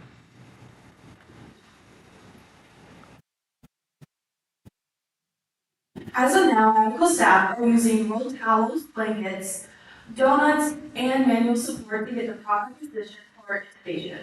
With these, there comes restrictions with it. Rolled towels and blankets, they're very cool different angles because it depends where the towel is rolled and how they roll it. And then there's no shoulder and there's a higher user error rate. Some gaps that go with this is there's precision and adjustability. It's not as efficient. There are no set standards. So every intubation position is different. And last but not least, there's no lateral movement constraint with it. Now, the key is persistence. We really use to drive or define was reported by University. And this was a fixed angle between 144 and 150 degrees. And this allows for an unobstructed airway, increasing the probability of first attempt intubation. So this really drove our design mechanism. Here is the hinge mechanism with a dial that is spring-loaded for that frictional resistance. distance to keep the baby at the correct angle. This kind of ties with our biomechanical analysis that allows those two planes that I mentioned earlier to be parallel and have a undetermined air pipe for proper insertion. We also have a silicone gel head cushion, which accommodates different head sizes, but also unused material in the clinic. And then more silicone padding just on those wrist points and just to ensure comfort of the child. This image over here shows our first pass overlay solution to highlight our key features. Our key features will help improve birth rate, intubation success rates, reduce complications, have a faster procedure time, which all overall contribute to supporting early stabilization to help promote growth. In our research and planning, we wanted to be proactive in mitigating any problems. A big concern in neonates is pressure injuries. So with the silicone that keeps us measured as well as the minimal contact time with the actual device, we will reduce this. And then with the device equipment and the current position and elevation, maximum fade and adjustable height for support effective use. And then finally, we envision first pass being extremely useful in typical intubations in the NICU, as well as emergency airway management, which is the delivery room or operating room, as well as this would be super helpful in training for neonatal airway procedures to really regulate that. This 3D model shows them support features. And then here's the three prototype, 3 different views of how to do that. Some feedback that we received in round one was how our design compares to current existing tests. And as you can see from here, our rate is significantly higher compared to the other one. We are the only design that has precise angle adjustment and one of the few with lateral constraint of the baby moving their head side to side. So to validate the success of our design, we created following an MVP criteria. Primarily, we want to focus on the first pass success rate and getting it up from the existing 40 to 60% to almost 95%. Additionally, we want our device to have vertical and angular visibility, so we can serve a variety of needs. First pass is likely an entry across two devices when we don't have a paid pathway. That's because it demonstrates substantial equivalent to the previous infant devices, and we thought it would be class 2 because we're making that claim for improvements, and along with that pathway, there would be some minimal testing associated. First pass is designed for simple and scalable manufacturing. So this is because it's got very few components. There's no electronics, very simple manufacturing, and the base model is basically to be manufactured using high volume production.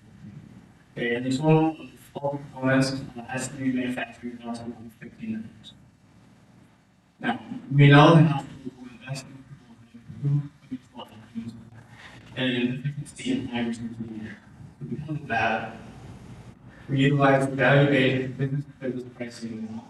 So first pass, we know that it improves human animal for all these different reasons, and so for those reasons we're confident that we'll be able to sell this at 58% market rate. Now, total addressable market is going to be all NICUs and delivery rooms worldwide. And the SAM is the high resource healthcare systems in the regions of the US. And we have 15-20% adoption from the SAM. For our patent strategy, we're going to have 2 patents. The utility patent is going to protect the hinge and the adjustable angle that we have, and the design patent is going to protect the ergonomics and the head. For the IP, it will be independently owned by our teams, and we deny using any significant outside resources to create this product. And here are Richardson, and thank you all very much for listening.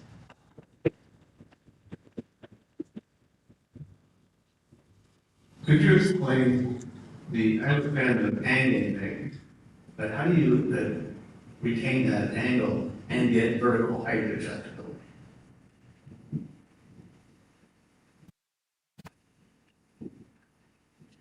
Okay, so this is like our mechanism, and it's gonna be made of thin steel, and the big thing that is gonna keep the height and angle at the same time is the spring tension and friction that is in the hinge itself. Similar to like how your laptop works, the laptop can stay open and have a little bit of pressure, even though the wheels are light enough for the hinge to be.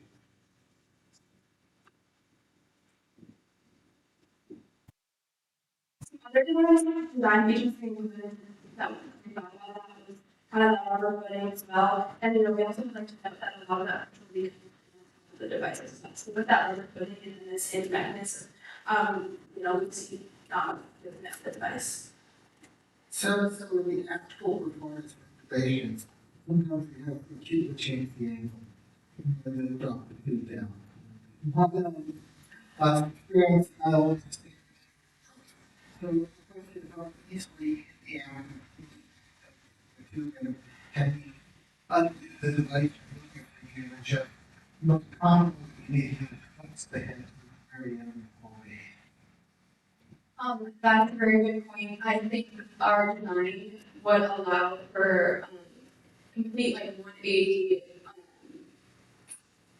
like angle to the ground, so even just if we're like stored to the device, so we with that dial mechanism, we could be easily and fastly adjust it to that 180-degree angle and then allow for more of the head tilt angle to be at that accurate position.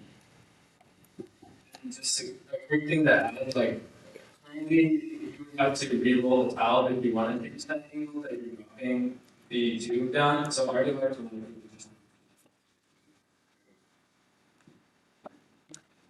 There's a question about design. So you have an interesting slide there that was chatting about which so that adoption in a general use case scenario seems quite challenging with the economics behind it. So I wonder if you, how you can work out number of the serviceable of the SOM and how you're gonna adopt this training situations only, is it of the entire marketplace, because that is a bit overstated, so. Yeah, that's a totally valid question.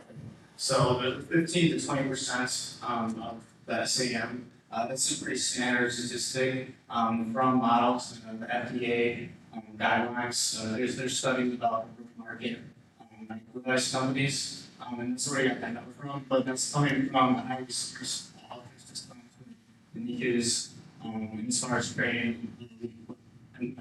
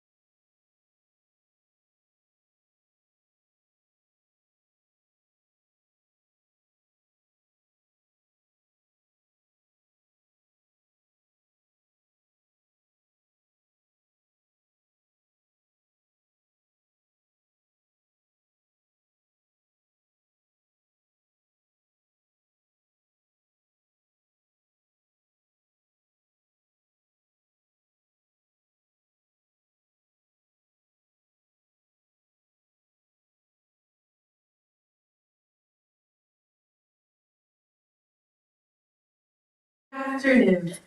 Today our device that we are proposing to deals with optimizing for transfusions for NICU infants. So 1 in 3 NICU infants develop thrombocytopenia. This is a disorder that deals with low platelets that occur in the body. Now because the babies are so tiny, we can only infuse about 15 milliliters of plasma at a time, which contains very low platelet concentration. This leads us to our problem. There is no efficient method to deliver high concentration platelets within the small transfusion volumes that are tolerable for NICU. To address this problem, our electrolytic device separates whole blood and concentrates it into a flat platelet instrument. We received some feedback from last round that we should quantify the minimum criteria for the food. And this is platelet concentration, platelet purity, red blood cell removal, and the functional rate. If hitting these metrics allows our tests to be effective and sensitive. What is our device exactly? It's a two-step microfluidic device, and the clinical mechanism will get blood, pass it through a device, and will get a platelet concentrate, which you can take to the NICU and give it to the babies. Our microfluidic channels are made from EMS, which is usually transparent. And the first one uses the margination effect. It follows actively. RBC is trying to centralize and push the platelets to the margin. So we're trying to take the margin flow into the another plate and put it into the second device, which uses inertial focus. We have specific position of the streamlines of the platelet alone, which gives the platelet concentrate. Now, why is this important? One, we avoid platelet activation, but we even ask what is the clinical viability of it. And that is a centrifugal guide gives 15 ml in 3 hours, but 100 with the flow of 80 microliters per minute will also give you 15 ml in 3 hours, but with double the concentration. So same clinical workflow, better platelets. How would we go about it with the FDA? There are no predicate devices, so it would be a pathway de novo pathway. And we wanted to talk about the clinical validation of it. We want to do preclinical validation and everything. But because liquids are so delicate, we would like to do an IDE with an ID4 and then we will move forward. Getting to the money aspect of things, as you can see right behind me, we have two beautiful tables. If you take a look at the table on the left, you see it for our overhead costs. This is a rough estimate. What we get per estimate is $22.78. You turn your eyes to the right side, right here, you're going to go ahead and see our manufacturing cost estimate. Right there, we have $35.16 per device. If we take the sum of these two numbers, we're going to have a total manufacturing cost of $56.94 price per unit. Now, how does that apply to our scalability? According to the U.S. Government Accountability Office, specialized medical consumables typically have a market price of 3 times the price per unit. Now, applying that logic to our price per unit, we will have a market price of approximately $175. Now, applying that to our total adjustable market, which is in global scale for reference, we will have a yearly revenue of $770 million. Now, maybe that's a little too ambitious. We can go ahead and scale it down a little bit to a serviceable, adjustable market. For reference, we use the United States. We will have $2.1 million in yearly revenue. Now, even then, that still might be too ambitious for startups. So we can go ahead and scale that down and then apply the 2.5% early adoption rate for medical devices. When we do that and multiply the remaining number by our total market costs, we will be left with $52,500 just in the early adoption phase. So the current gold standard for platelet collection is using centrifuge. Basically, we spin it down, but this activates platelets. And it costs a hospital about $1,400 per use. The fifth device, which has been available in human and bovine applications, basically demonstrates the microfluidic effects of our device that we intend to use in these settings. Our device basically takes this and amplifies it. We're taking the platelets and concentrating it 5 times in the same volume that you would get in a centrifuge. And we also not activating the platelets. Overall, we're getting concentrated platelets in the same volume with less disruption, and we're also using less transfusions, which just are better for you overall.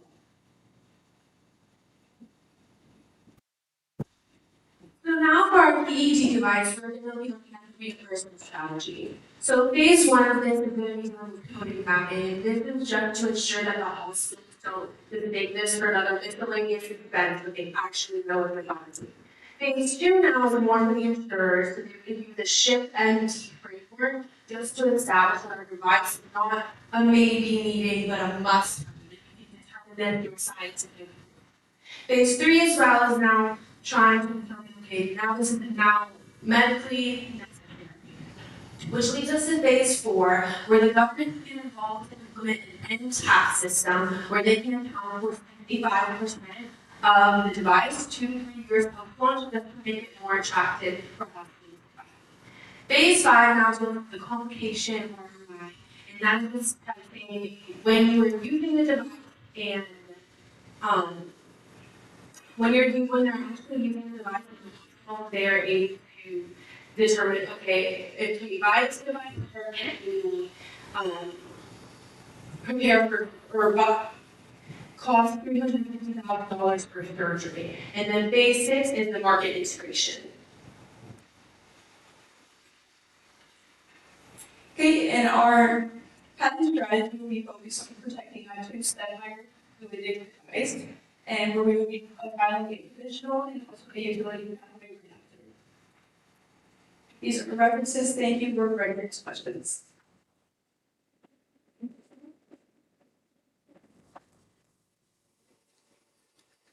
Thank you for that. My question was, or my comment, I guess, was the markets. And so I think you said one babies developing cytopenia, which I think is kind of high, but not all babies that have with cytopenia need to be transfused. So I think just make sure you're limiting your market, comparing the babies that need to be transfused, because that would be the only situation you would be using your device. Thank you.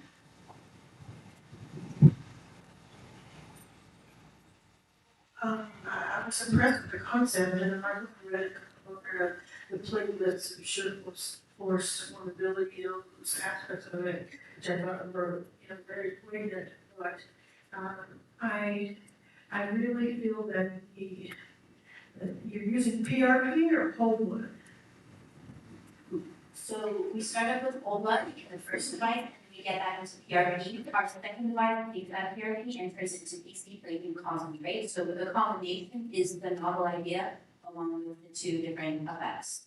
Okay, so I think some economics need to be put into the cost of the unit, the whole blood unit, PRP unit, and what is the standard of blood rate, I'm assuming?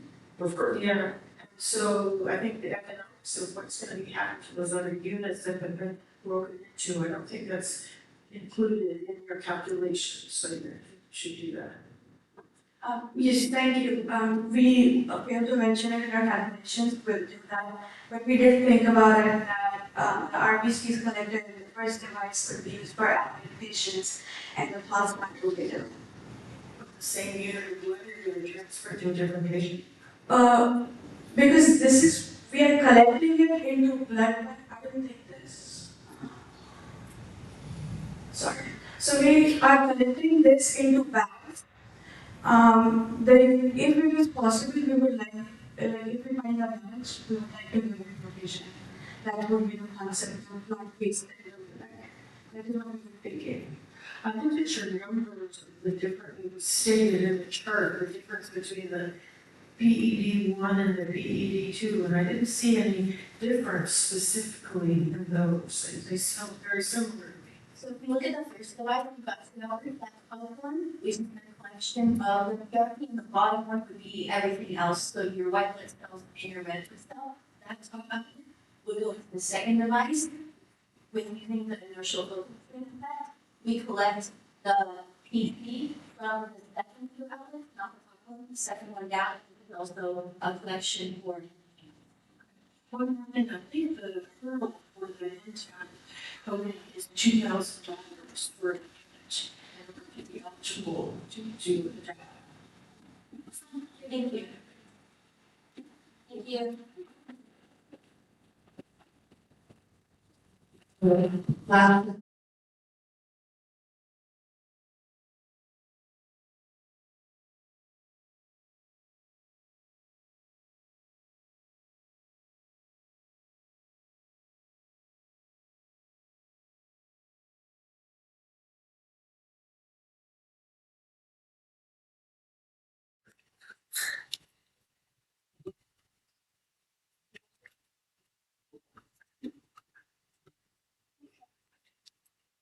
We just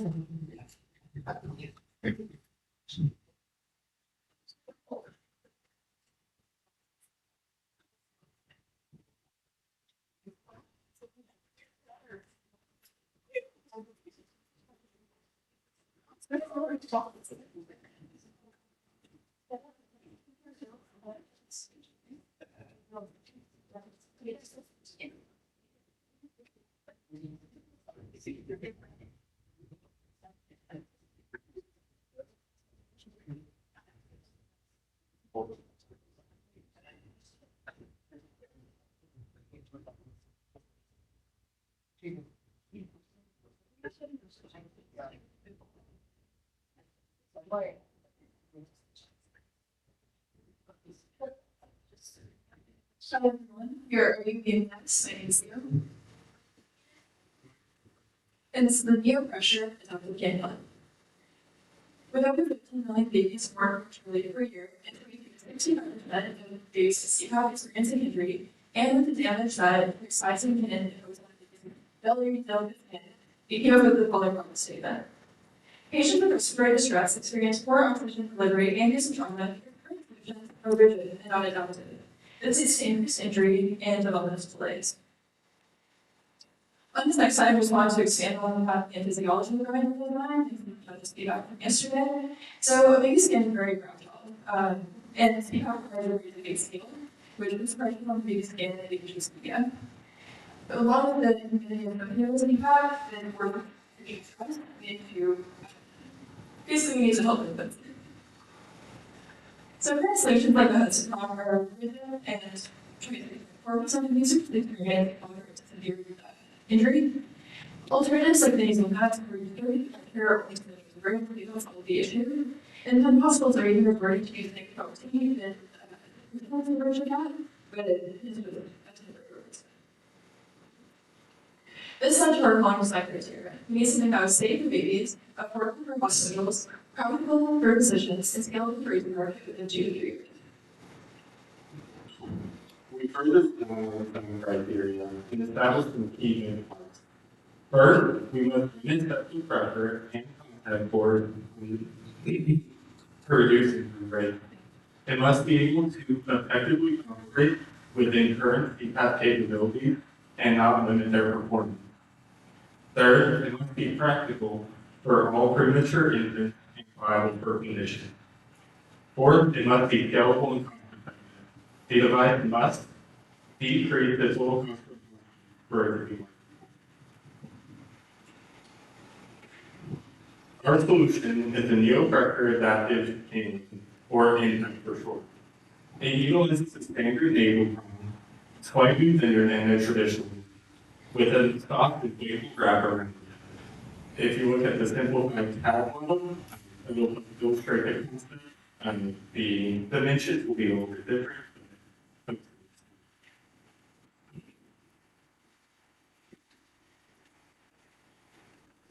The engineering concept relies on several key mechanisms.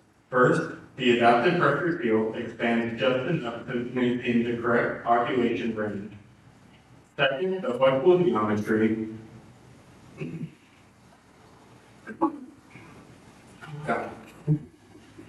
distributes the pressure across the nerve instead of concentrating them on each other. Third, the airflow pathway is optimized to minimize resistance, so therapeutic feedback pressure is preserved. Finally, small passes can prevent overinfusion and allow taking air in CO2 to prevent pressure buildup. To validate your design, we use a large-scale minimal model to test over 370,000 different geometries. Our current optimized design utilizes a 3.1 milliliter diameter tip, which is slightly smaller movement compared to traditional products. While the PPAP is activated into 5 liters of water, the device can deliver 4.6 centimeters of water to patients. This is within the critical range, however, it needs to be continuously improved to mitigate bias nasal contact. Importantly, the cup pressure remains low, allowing the patient to move without compressing the tissue. From a manufacturing standpoint, the design is very scalable.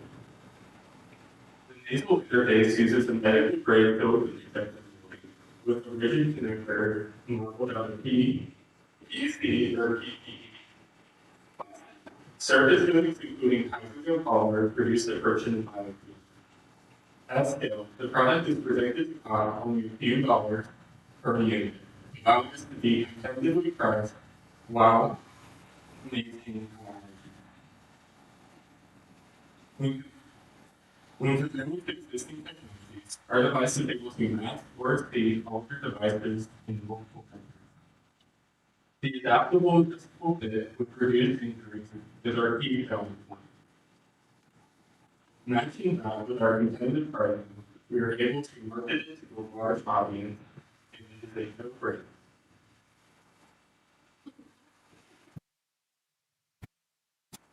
So while we were researching our current market, nasal injuries from the current rigid cannulas create major financial losses from hospitals, losses exceeding $1 million for both physical and reputational loss.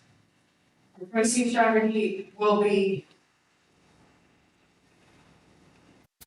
Our pricing strategy is to use silicone injection molding along with an innovative assembly to have our device, the impact, being an unit price of $20 to $30. As our reimbursement plan, devices will fit directly into the existing diagnostics related groups, so hospitals do not need to generate new billing codes.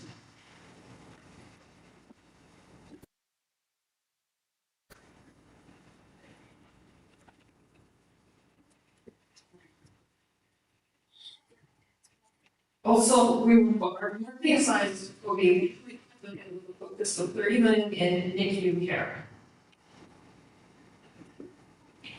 So our MSIS follow the class 2 510K pathway with standard testing, airflow ISO 10993, biocompatibility, durability, and proven effective, with the full development and review timeline being 18 to 30 months. Our utility patent protects the dual chamber inflatable cup, the passive vent system, giving impact strong and flexible IV position, along with ISO 13485, 14971, 8060-212, and 5356-1. Thank you.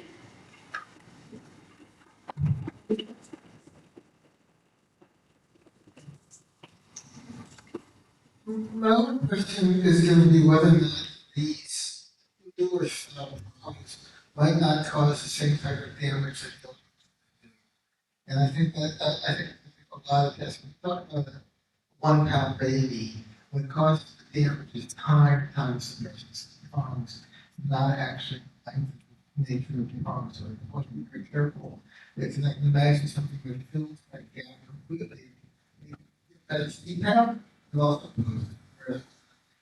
back. Yeah, absolutely. The main part of our design is probably have different sizes for different sizes of babies, and we would like to continue with the geriatric care and pediatric care. So just be about testing the different materials we use, for talents or polyurethane foam, which is soft and resistant. And this has just be really important, making sure the pressure is And to slightly expand on that point, because this product is for such a small group, extensive testing and prototype is needed. And you have to be there of recognizing some kind of more damage. I have a question. I understand the project system. That sounds really exciting. It's relaxing. I understand the question.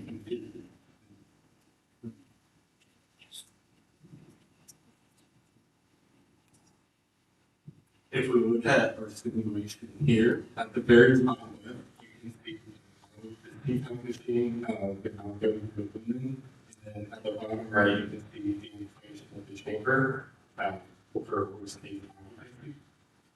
As it goes down, the chamber will maintain a steady amount. What can be done is apply small amounts of pressure at the base will release it, might be to take it out, like.